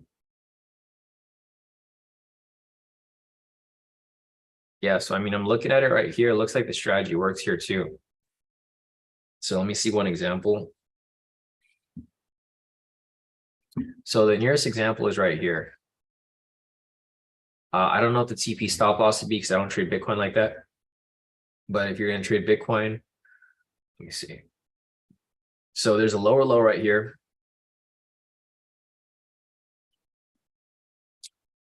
there is a lower low. There's a buy signal right there. It's breaking, closing past the pivots. You enter a long position right there. I don't trade Bitcoin, so I don't know what the TP stop loss would be.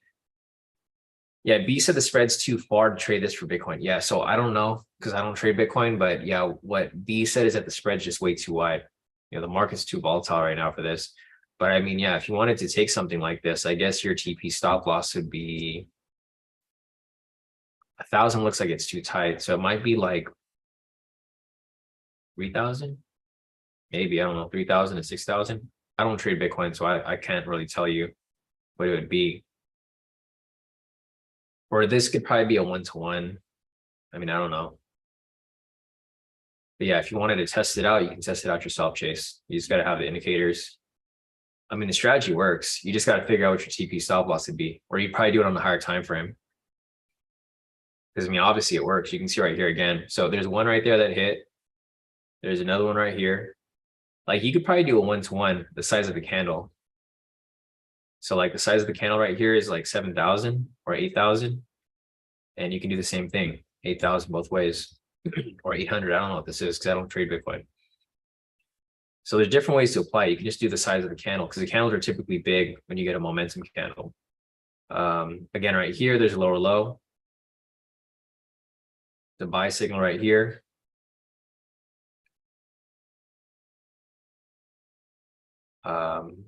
That's a setup. So, I mean, I'm just showing you an example here. The strategy works. Obviously, it's just figuring out what your TP stop loss would be. Another one right here. I mean, you can also set your TP stop loss to the swing. That might be even better. So again, right here, there's a higher high. Sell momentum right there. Short position. I guess you can set it to the swing right there. It's about like 800 or 8,000 pips. I don't know what it's set to, but it works. So this is actually pretty interesting. I might want to play around with this. There's so many entries here that hit TP, but yeah, what B mentioned. Okay, so B said your stop loss would have to be at least $60. So I'm assuming that's like 6,000 ticks or 600 points. So if that's the case, then I mean, you can probably you can figure out a way around it. I mean, you see the strategy works fine here. So there's a lower low, buy signal. Same thing. It's like a 7,000. So I think this would be like a $70 stop loss, right? I mean, I don't know, but whoever knows, you can play around with it. But yeah, it looks like it works on Bitcoin too. So yeah, if you guys want to try it out, just get the indicators, try it out, and make some money. Yeah, like Jacob hit me up the other day. Is he still here? So Jacob's not here. He sent me a voice message. I was going to show you his voice message, but I don't want to play it out. So he sent me a message. So Jacob signed up to K2 or Kodi Kai like over the weekend. He took 2 trades today using the strategy that I just showed you guys, and then he made over like $500. So he already pretty much paid for his subscription already. So he's pretty shocked that that was going to happen because it's never happened to him before, like with any other community he's been in. And Jacob literally just joined us like on the weekend. So his first day trading his live account with us, made his money back, and yeah, he's happy. So yeah, guys, if you guys want to try it out, feel free to try it out. I mean, there's a lot of opportunity here in my perspective. Like I'm just looking at the numbers here for US 30. I'm just thinking about how much money we're going to make trading US 30 on the live sessions, which is crazy. It's so simple. But yeah, I'm pretty excited for the live session tomorrow. I want to make some more trading that one strategy. So let me just scroll over here real quick and see if there's anything else that I'm missing. I think that's it for the questions, guys. So let me go over to the other strategy. I already went over my strategy. I'm now going to go over Vincent's strategy. If there's any other questions regarding mine, guys, just put your questions in the chat right now before we move on. Otherwise, I'm not going to go back to mine until later. So if there's any other questions regarding my strategy, guys, drop your questions right now. Otherwise, we're going to go over and move on to Vince's criteria. It's a little different. It's similar, but it's a little different. So I'm just going to show you guys how it works. And then from there, you guys can test it yourself. I'm not going to be focusing on this. I'm just going to be applying mine, right? Because I don't want to convince you. I don't want to confuse you guys. Because if I confuse you guys applying 2 different strategies, you guys are going to mess up. So I just want to focus on just one, but you guys are welcome to do whatever you guys like. If you guys want to do both, you guys can do both. If you want to do one or the other, you can do one or the other. It's just up to your preference. They both work well. So like looking at the criteria over here, my strategy has more entries and less losses, or about the same losses. So I have 49 wins and 4 losses for a 92.50% win rate, and 3,500 pips profit, while Vince's strategy has 44 wins and 4 losses with a 91.70% win rate. So it's about the same win rate. I just have a little more profit. I have like 5 more wins. So I got a bit more profit than Vince's strategy. It's just up to your guys' preference. I think mine's easier to apply, so I'm going to stick to mine. But yeah, other than that, let's move on to Vince's strategy. So I don't have any questions here. Let's move on to that. I'm going to go over here and I'm going to change the pivots. So now I'm taking off 1 and 2 and only leaving 3 on here. All right, guys, let's move on to Vince's strategy here. If there's any questions along the way, guys, drop your questions in the chat. We'll answer whatever questions you guys have, and then we'll go from there. So let's rewind it to 12. And let me see if we find any entries here. Okay, so there's one entry. I think this one would have been a loss. Let's just do it till 9 o'clock, guys. I don't think till 12 is like good criteria. Or here, I'll look for an example here. I'll look for some examples, but I don't think the trades from like, because I just saw a trade right there and that trade would have lost, but I don't want to like knock Vince's strategy because I know his strategy works well. Okay, so let's just go over it real quick. I know this here is a loss, so it's probably let me just skip this one. I don't want to start this off at on a bad note, and then you guys are just not going to want to apply the strategy because the strategy does work well. It's just I want to show you guys like good examples. Okay, so there's like one right here. Let me because I want to show you guys how it's different. All right, so let's go over here real quick. Okay, so for this strategy right here, first you want to confirm price is above pivot 3 for a sell or below for a buy. So for example, right here, you can see that this higher high is above the pivot 3, right? So if it's above the pivot 3, you're looking for a sell here. If you have a lower low below it, you're looking for a buy.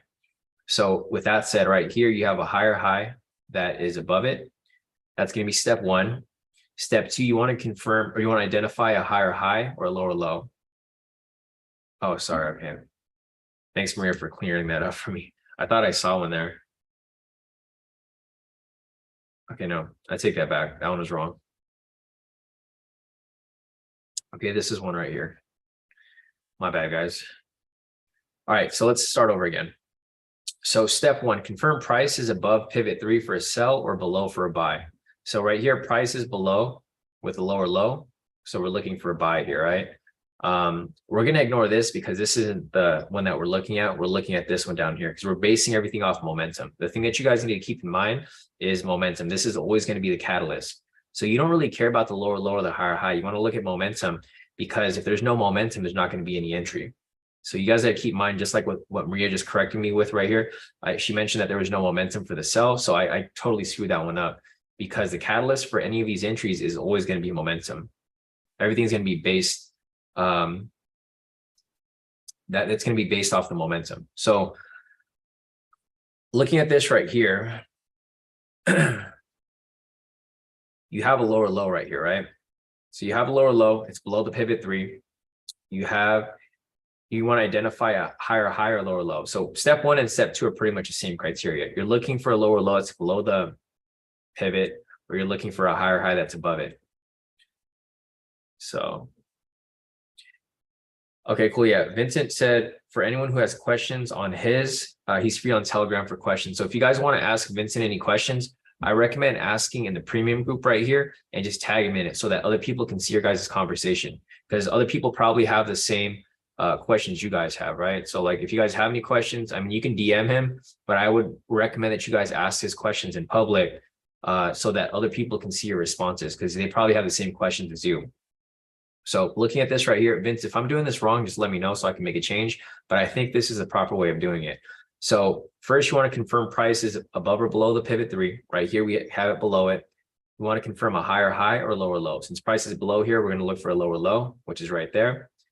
Third, you want to identify a valid momentum signal using the momentum indicator. There's a buy signal right here. And then, yeah, this is where I messed up. I got to fix this. Just fixing the numbers.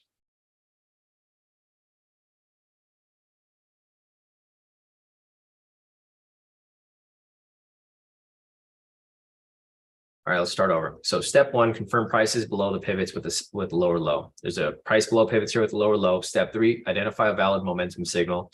There's a valid buy signal right there. It's a buy signal with a green candle within it. Step four, you want to confirm momentum crosses above or below pivot three, or if it hasn't, you want to wait for the falling candle to break past it. So right here, we have a buy signal, but this candle hasn't passed pivot three yet, right? So since it hasn't passed pivot three, there's no room for entry there yet. At this moment, you're going to wait for the next candle to come up. The next candle comes up right there. This is going to be step four, right? Step four, you want to confirm the momentum crosses, or if it doesn't, you want to wait for the following candle to cross it. So we have momentum here. This candle right here breaks and closes past it. This is going to be step four. Once you confirm that, you can enter on the close of the candle. So the candle right there closes. You enter a long position right here. You go in for a 1030 split. You let the trade run and full TP on the next candle right there. So there goes an example of Vince's version of this strategy. So Vince, if I did anything wrong there, just let me know and I can fix it. But I think that's pretty much like how it should be played out. Yeah, Martin said, so we can get back in back-to-back trades using yours and his if the candle goes past the second pivot, but not the third. Exactly, Martin. So that's exactly what you can do. That's what I was mentioning before. So what I was saying earlier was you can have one entry for mine. So for example, let me check the pivots real quick.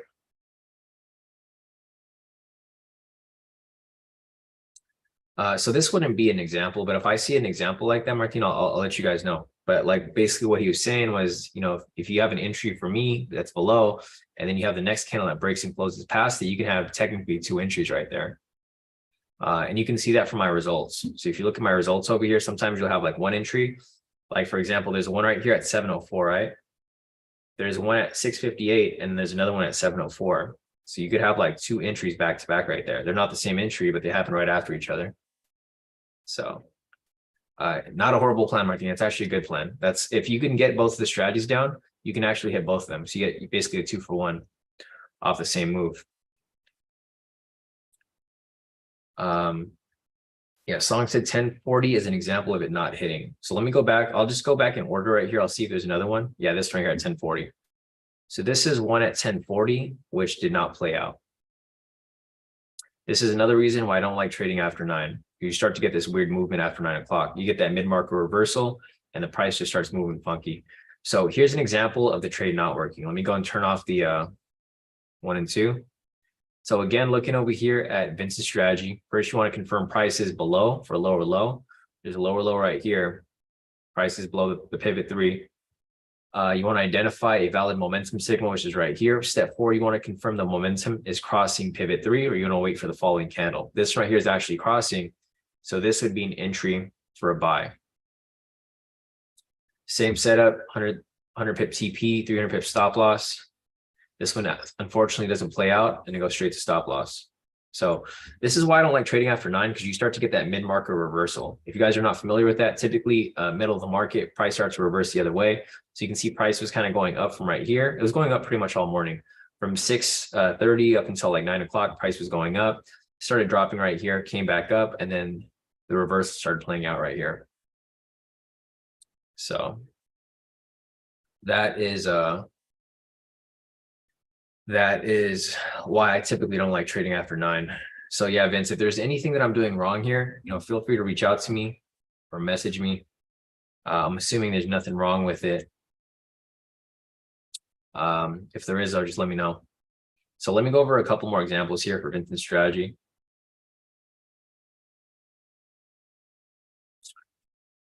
All right, so there's another one right here. This one actually works out. This one's at all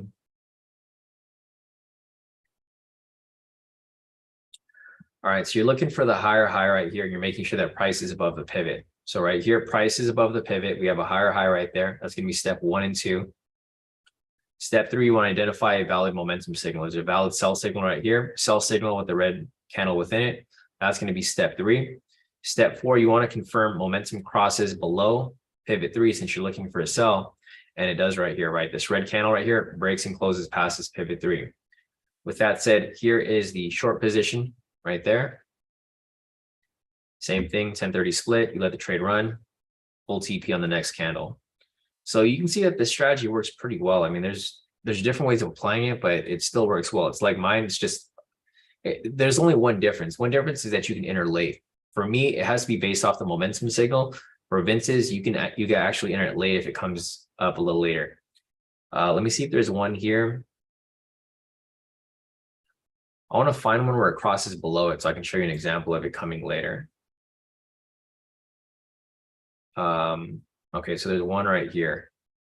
Actually, there's not one there. There's a lot of, there's a, okay, here's one right here.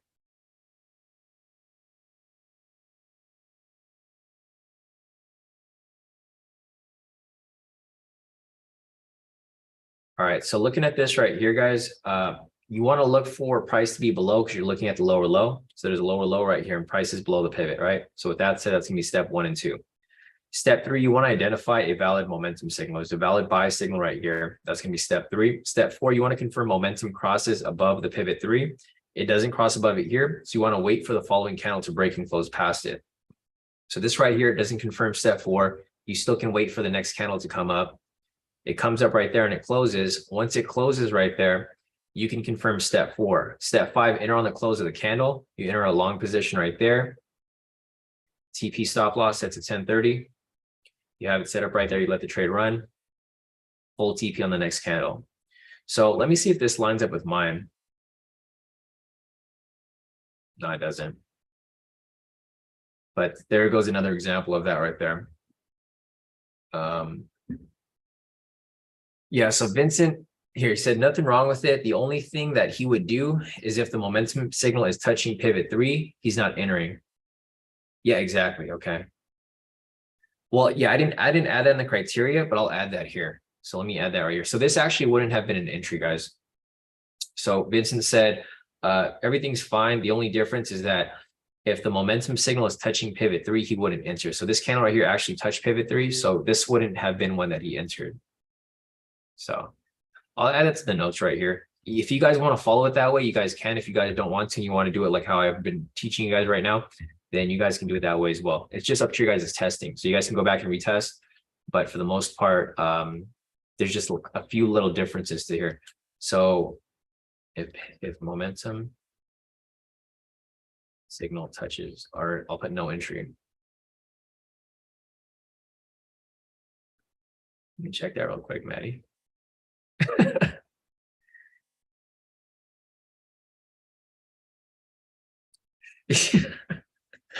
Yeah, no.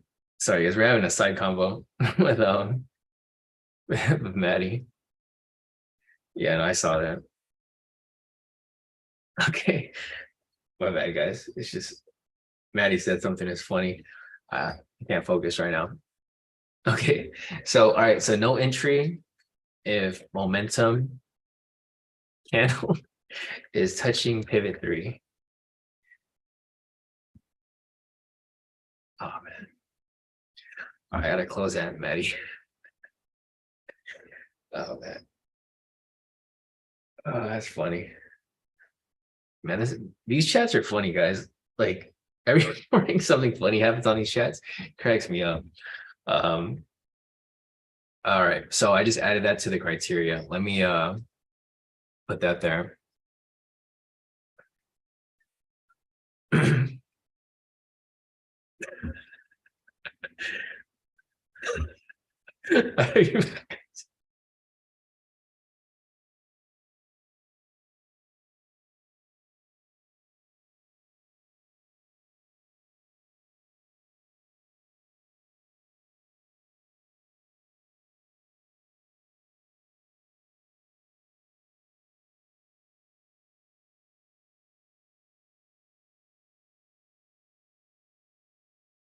All right, guys, I'm still here. Sorry. Oh man, that was too funny. Yeah, Maggie, you're making me want to log off too. All right, let's continue on with this. All right, so sorry guys, just Maddie was having a little bit of a side combo with me in the Zoom chat. So, all right, let me see if I missed anything here real quick. Let me go to Vince. All right, so Vince said also for the entries, all the pivots have to be in line. Let's see. Okay, yeah. So for Vince's way of applying it, he actually uses so yeah, Vince's strategy is a little more complicated, guys. So I don't know if you guys want to follow the way he's doing it. The way he's doing it is good too. So don't get me wrong. So the win rate over here for his strategy might be a little bit higher because I did it a little differently. But I mean, I'm pretty sure it lines up the same way. It's just the way that Vince does it as well as he has all the pivots up. So what he's doing is he's looking for basically a reversal. So he's identifying the high. He's looking for momentum to push down, and then he's looking for price to breaking close past the pivot 3. But so this one right here wouldn't be an entry because oops, wrong tool. This right here wouldn't be an entry because there's high lows in between it. So yeah, Vince's strategy is actually a little more complicated than I thought, because he's actually looking for a reversal. So for me personally, I'm looking for just these quick little scalp moves. What Vince is looking is he's looking for actual reversals in the market. So, but it does line up with mine. It's just that his is like, let me see if I can find one here.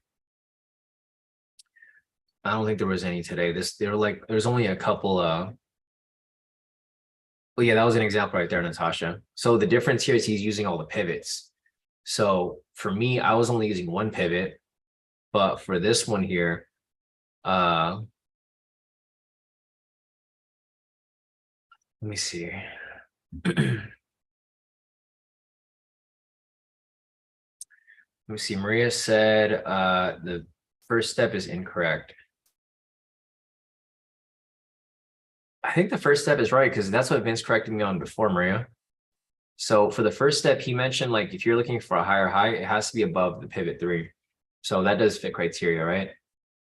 Or like, for example, here for if you're looking, because you can't have a higher high, like say, for example, right here, Maria, for this, I think the way Vince explained it to you was it's the same way. It's just that he explained it to you differently. So you're seeing it differently. But like, for example, here, because it's impossible to have this entry without the first requirement. So for the first requirement right here, what this means is if you're looking for a lower low, it has to be below the pivot 3. So you can't have a lower low that's above the pivot 3, right? That's the only other way. Because if it was above it, then you wouldn't be able to have price cross past the pivot. So let me just turn off the other pivots here. I don't think you really need the 3 pivots, but Vincent uses it. So if you want to have all 3 pivots up, you can. But I'm just going to take them off right here to explain to Maria like that this is necessary. Like you have to have that first requirement.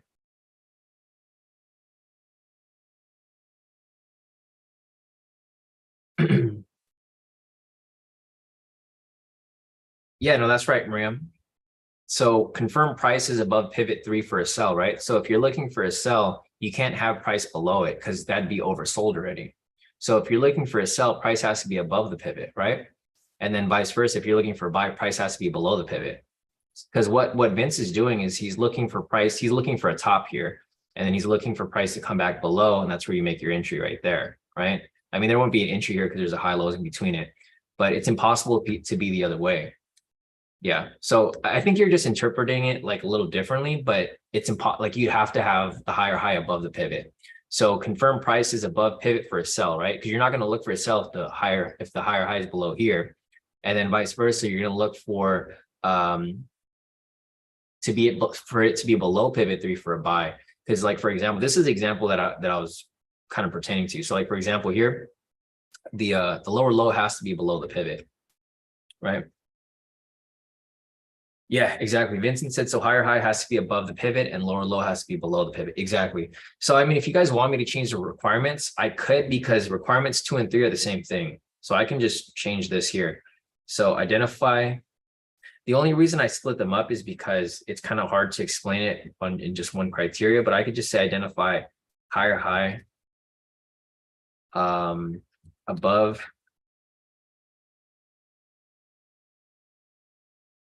pivot 3. I might just do this. This will probably make more sense. Or lower low below pivot 3. Yeah, I think this might be better, right? So this just knocks out a requirement. So I'll just put this there so it's easier for you guys to understand. But it means the same thing. All right, so I changed the criteria for that. Confirm higher high above pivot 3 or lower low below pivot 3. So it's the same thing as it had before. It's just I just changed the criteria. So it's more streamlined. So does that make more sense, Maria? I want to make sure, because if you're not getting it, other people are probably confused with it too. So I want to make changes so that everybody gets it, right? So if anybody's confused with the requirements, guys, let me know. I can make changes. I just got to know if you guys are confused, because to me, it makes sense, but it might not make sense to everybody else. Yeah, no, thanks for bringing that up, Maria, because I would have never thought that that confused people. But now that you brought it up, we made changes to it, and I think it makes a lot more sense. So yeah, confirm higher highs above pivot 3 or lower lows below pivot 3 using the high-low indicator. So for this example here, you have the lower low that's below it, identify valid momentum signal right there. However, you wouldn't take it because no entry if momentum candle is touching pivot 3. So this right here actually wouldn't be an entry. Let me go back a little further and see if there's any other entries here. I'll go back to, I gotta go back to like, I don't know, sometime last week. All right, let's see if there's anything over here from Thursday.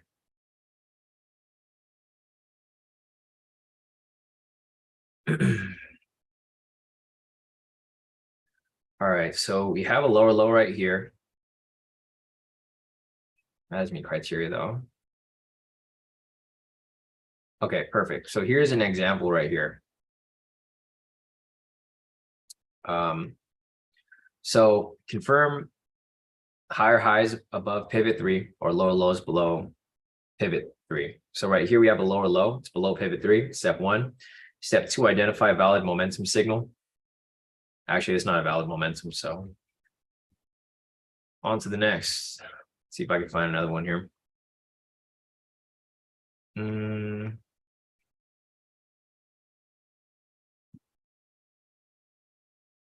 No.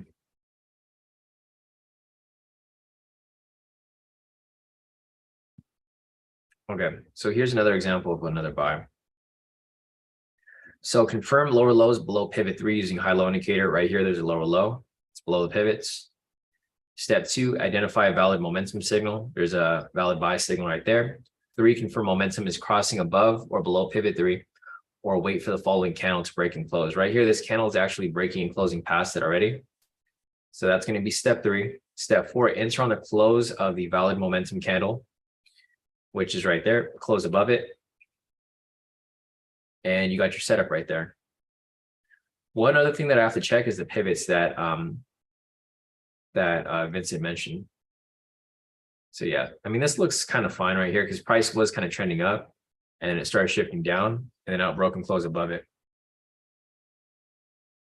So with that said right there, you got the setup for US 30. You let the trade run and it blasts right through TP right there and it goes up even higher. So, I mean, there's probably other ways to do a one-to-one. One thing that I started to think about, guys, is you can do a one-to-one, the size of the candle. So like right here, the size of the candle is 25. So you probably could have done a 25-30 on this one. You would have pretty much 1.5% your profit. Because you'd have, instead of going for 100, you go for 25 instead, 250 pips. So instead of making 1,000 on this trade, you would have made 2,500. There's different ways of applying it, but obviously some testing has to be done to confirm that. So, I mean, this is a pretty good strategy too. I mean, for me personally, I think it's a little too complicated for most people, unless you practice it enough. Like it's even complicated for myself because like there's a lot of stuff to look at here. So Vincent's strategy is good, but you guys have to really practice this. This isn't something you can just pick up and start applying. It's not as easy as mine. So depending on which one you guys want to apply, they're both good strategies. It's just up to your preference. So here's another example of price breaking, closing past it. So right here for Vince's strategy, confirm the lower higher high, lower low. The lower lows below the pivots. You got the buy signal right here. You have price breaking, closing past the pivot right here. That's your entry point. Long position right there. TP stop loss is 1030. If you want to do the thing that I did earlier, your TP would be 26 instead, 260 pips. Stop loss would still be 300. You let the trade run, full TP, blasted right through it. So I think Vince's strategy is actually better for what I was mentioning before, to go for like the bigger moves. For mine, it's a little different because, I mean, you can technically do it for mine too, but I think for Vince's, it makes more sense because Vince is like an actual, his is a reversal strategy. For mine, it's a counter trend and a trend trading strategy. It's a little bit of both. It's a quicker move. For Vince's here, he's looking for an actual reversal. So he's looking for price to, like, price was obviously in a downtrend right here, and he's looking for price to reverse the other way. So it's a little different, little same, a little different, but yeah, I mean, they both work well. So if there's any other questions regarding this, guys, feel free to let me know. If you guys want to ask Vince yourself, just pop into the chat, and then Vince can answer whatever questions you guys have there. Yeah, so Vince said also for the entries, pivots have to be in line. The only thing that's mainly different is he only enters on pivot 3 instead of 1 and 2. Yeah, exactly. So that's the main difference. Like Vince is just entering on pivot 3 versus me, where I'm entering on pivot 1 and 2. I have more entries because they come up a lot sooner. Yeah,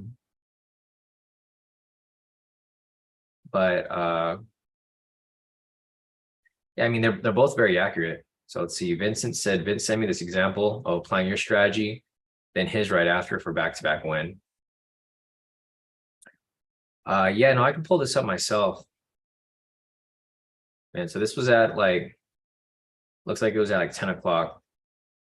So let me go over here real quick, guys, and I'll show you a back-to-back entry. Let's see, question over here from Hip Hop Schematic. He's asking, is the indicator sold separate? How does one get access to the indicator? Yeah, if you want access to the indicator, guys, if you guys are new here and you guys want access to my indicators, just go on the website, kodikaitrades.com, and then click on Kodi Kai Trading Strategies right here. This is where you can get access to the indicators.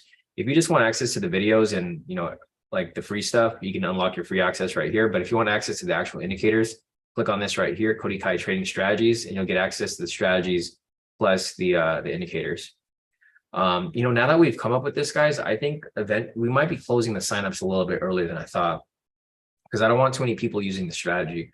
You guys have seen the back test, so you guys know the results here. The thing that a lot of people have been asking me were that if we can just focus on who's within the group already right now.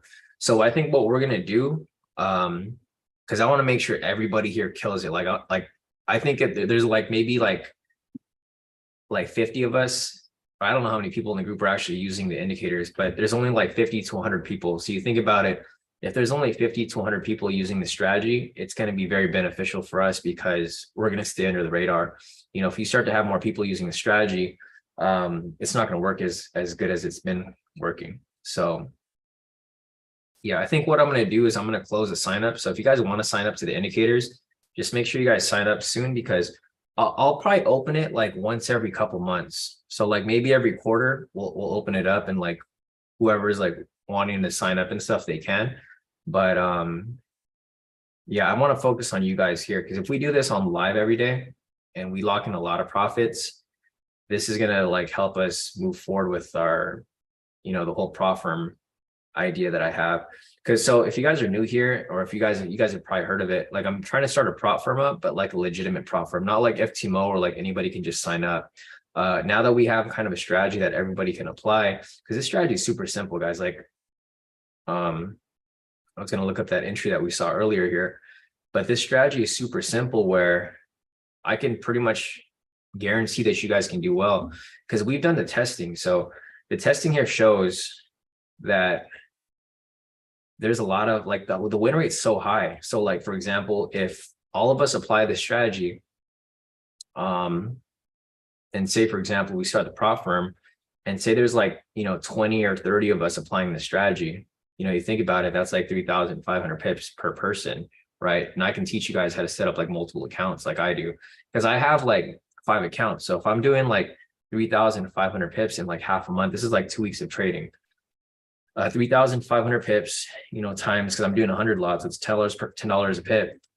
That's 35,000. That's just one account times 5 accounts. It's a lot, right?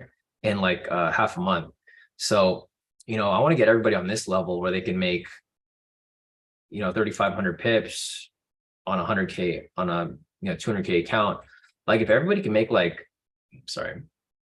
if everybody could make like 35K every 2 weeks, I mean, that'd be amazing, right? And if I could start the prop firm and you guys can just trade my strategies within the prop firm, we'll all make a lot of money. Like you'll make money, I'll make money, we'll all make money. It'll be beneficial for all of us. So that's kind of the plan. So, I haven't really decided on it yet, but I know a lot of you guys have been asking me to close the signups. I know we've been talking about, I did close signups for a bit earlier, like earlier last year. So like, there hasn't been too many new people in the group, but yeah, I mean, if you guys want access to it, get access to it as soon as possible, because eventually, so what I'm going to do is I'm going to keep applying this strategy live for like the next couple of weeks. If this thing keeps hitting, like it shows here, like if the numbers are true and this thing keeps hitting, I'm for sure going to close it because I don't want too many people using the strategy. And whoever's with the group right now, it's fine because I'll work with you guys to like master this stuff, but the numbers look pretty amazing.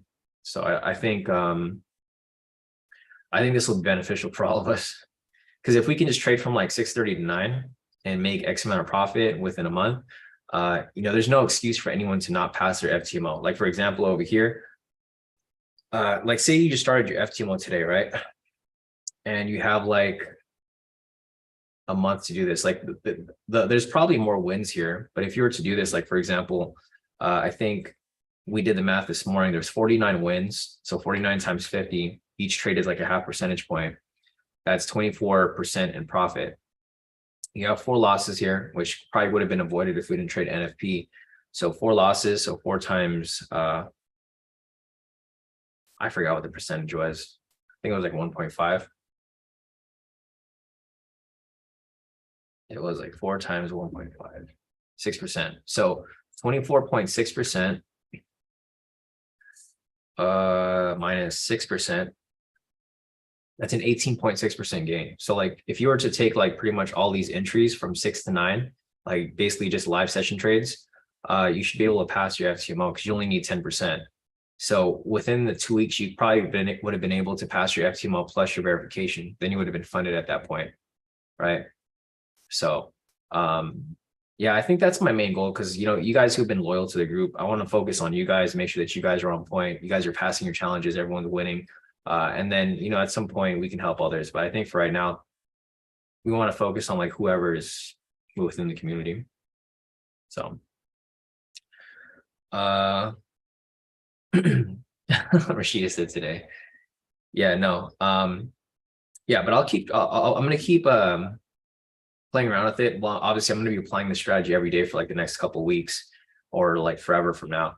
We'll see how the results play out. And then if they're great, then, we'll see what the next steps are from there. But I'm excited to see a lot of people like pass. Like today's Madhu's birthday. I don't know if anyone knows it's Madhu's birthday today. He killed it today. So today he applied the strategy that we did. He made 7,504 today, all wins. Here's his main account, made 6,970. It's not bad for some birthday profits, right? All he did is apply the strategy that we were doing today. And he had all wins for the most part.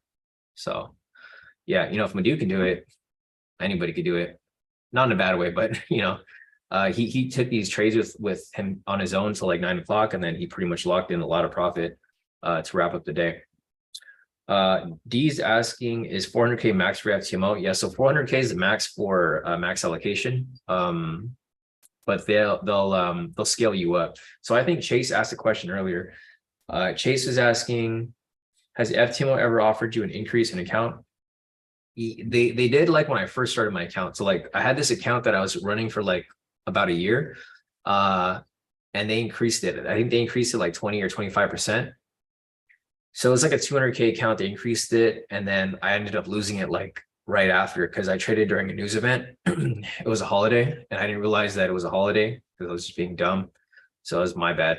I ended up trading during a holiday and then I violated the account. So they took that account away. But yeah, I think back then it was like every 6 months.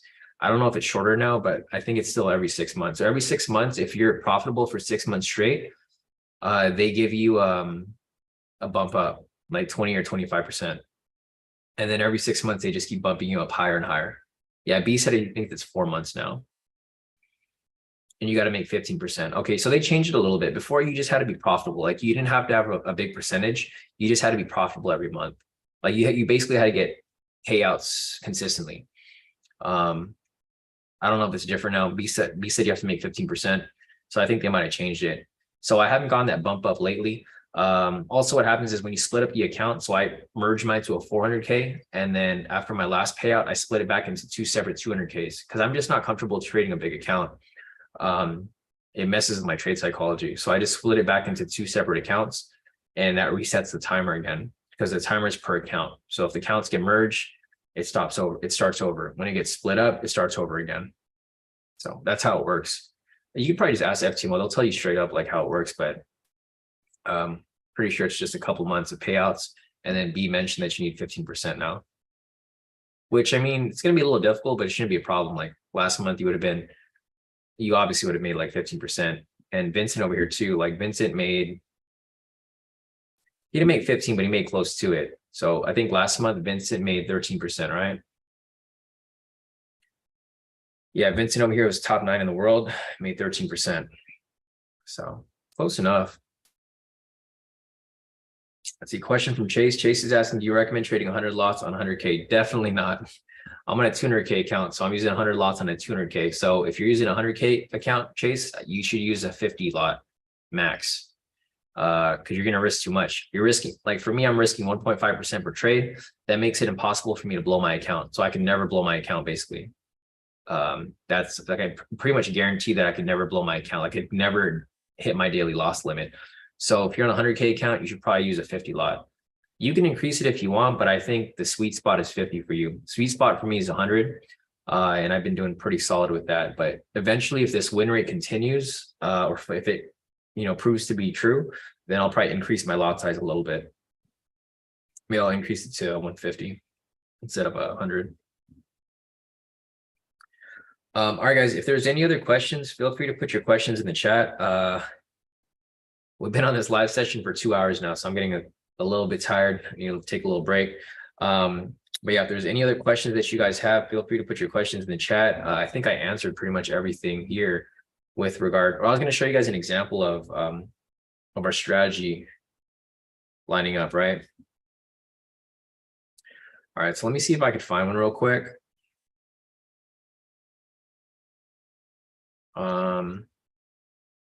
I know there's one here because I remember seeing one.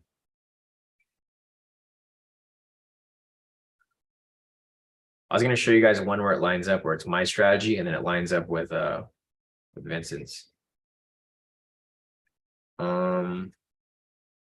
Not there. Not there. I swear it happened today, but I could be wrong.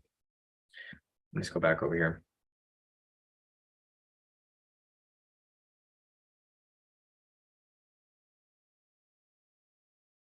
Oh yeah, right here. Okay, so here is an example of both of our strategies lining up. All right, so I'll put the criteria over here for mine. So for mine right here, identify a high low or a higher high. There's a higher high right here. Next one, identify a momentum signal. There's a sell signal right here. It's breaking, closing past the pivots. This is going to be my strategy, right? So there goes mine right there. So this one right here is still running in profit, right? The next entry right here, you see how this candle breaks and closes past the pivot. This is now going to be Vince's strategy. So you guys can see here that they line up sometimes. So you have one right here, and then you have another one that comes up right here. This is Vince's strategy because you have a higher high that's above the pivots. You have a momentum signal right there that's valid. You have price breaking, closing past that pivot 3 right here, and then you'd enter on the close of this one right here. So here is an alignment of my strategy and Vince's together. It's 2 entries right there. Trade runs. It's still running right now. There you go, full TP. So you guys can see how mine hits TP first, and then Vince's ends up hitting TP right after. So pretty simple, straightforward. Let's see, one last question from PC. PC is asking, most of Vince's losses were on March 2, 13, and 14. If there is a way to find out what was going on those days, it would help increase the win rate. In your strategy, was NFP day so easy to catch? Yeah, exactly. So, more testing will figure out what was going on those days. It was heavy news during March, PC. So I'm pretty sure there was stuff going on. I remember Biden was speaking one day and the Fed was speaking one day. Remember when Powell was speaking, he was testifying? That might have been it. So, I mean, I don't know. I don't remember what those days were, but yeah, I guess on like heavy news days like that, you don't want to take any stupid trades, which it would be obvious when we're like live because we know what's going on, but it's hard for us to go and back test it and then be like, okay, what was going on this day, right? I'm pretty sure there was a news event going on that day because stuff like that typically only happens on like heavy news days. So I'm pretty sure there was something that was causing the market to move like that. Let's see, last question from Chase. Chase is asking, can you explain why price reacts the way it does around the indicators? I'm trying to understand momentum and how it works. That's $1 million question, right? I can't tell you how my indicator works because it's proprietary. It's, this is years and years of my training. Like it's all trial and error on my end. So I've been like reading the charts for like years. I've been trading for like 11 years now. I had to create this momentum indicator because there's nothing like it out there. If there was already an indicator, I would have never went through the hassle to create one. So I can't tell you exactly why or like the dynamics of like how I identify momentum, but it's a mix of different parameters. It's a mix of volatility. It's a mix of volume. It's a mix of trend. It's a mix of moving averages. There's a lot of different things that go into this indicator. So that's why I created it.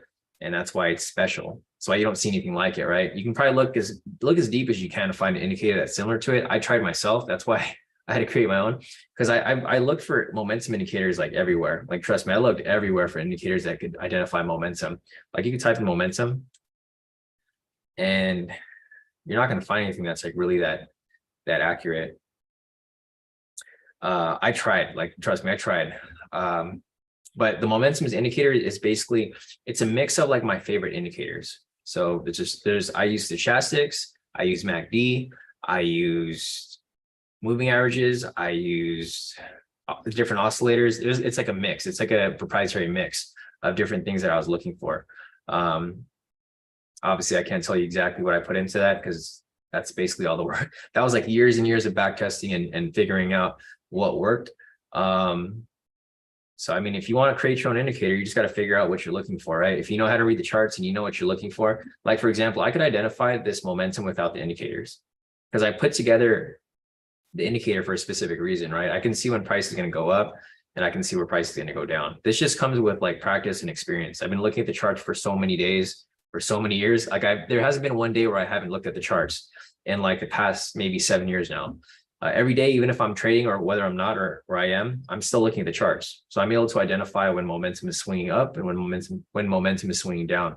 But in order for me to teach you guys, because I can't teach you how to read how I read the charts, right? It's like learning a language. In order for me to teach you, that's why I created the indicator so that you guys can see where those movements are happening. A lot of this stuff is noise though. Like for example, like these over here, I wouldn't really identify these as momentum. If I was looking at it from a naked chart, I would identify this as momentum though, because I would figure this as a low or resistance. Sorry, not resistance, support. And I would see price bouncing up from it. So like price bouncing up, ranging for a bit, retracing and pushing back up. And I would identify this area right here as momentum, right? If I turn on my momentum indicator, I'm sure there's a momentum signal around here. And it's right there. down below. So yeah, yeah, Chase understood, just trying to get an understanding of momentum in general. Yeah, I know it's hard to explain. Like for me, I see it differently, but there's not one way of identifying momentum. Some people like to use certain indicators. Like for some people, they like to use stochastics. They look at stochastic crossovers. Some people look at MACD. I'm pretty sure you're familiar with these indicators, right? Like stochastics.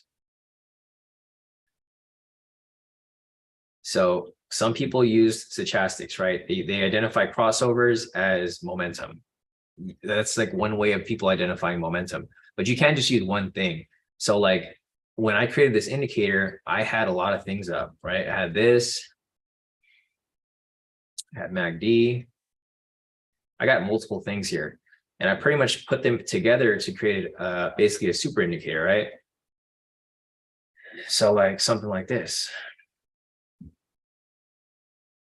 right? So like whenever price crosses on like all three things, that can give you momentum, right?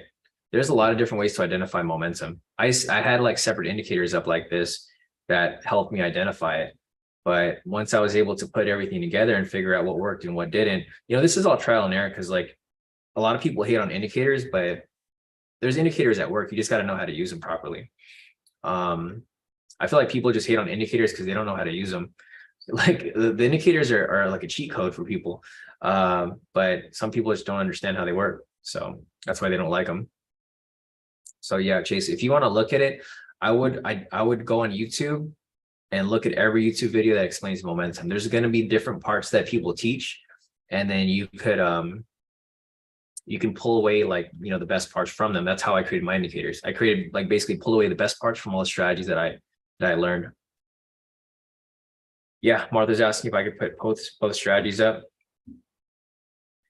All right, so I'll leave this up real quick, and then I will log off for the day. So what I'll do here, Martha, I'll just post it in the group. It's easier for you to see. So I'll just post it in the premium group. There you go. So you don't have to like write it down.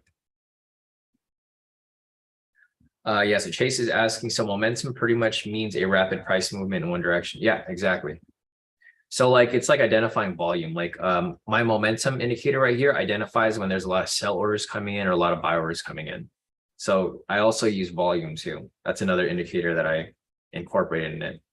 So if you see over here, whenever you have my momentum signal and it lines up with volume right here, see how price ends up pushing up? Like if you're trading the direction of the trend, like there's a buy signal here and the volume here is pretty high, right?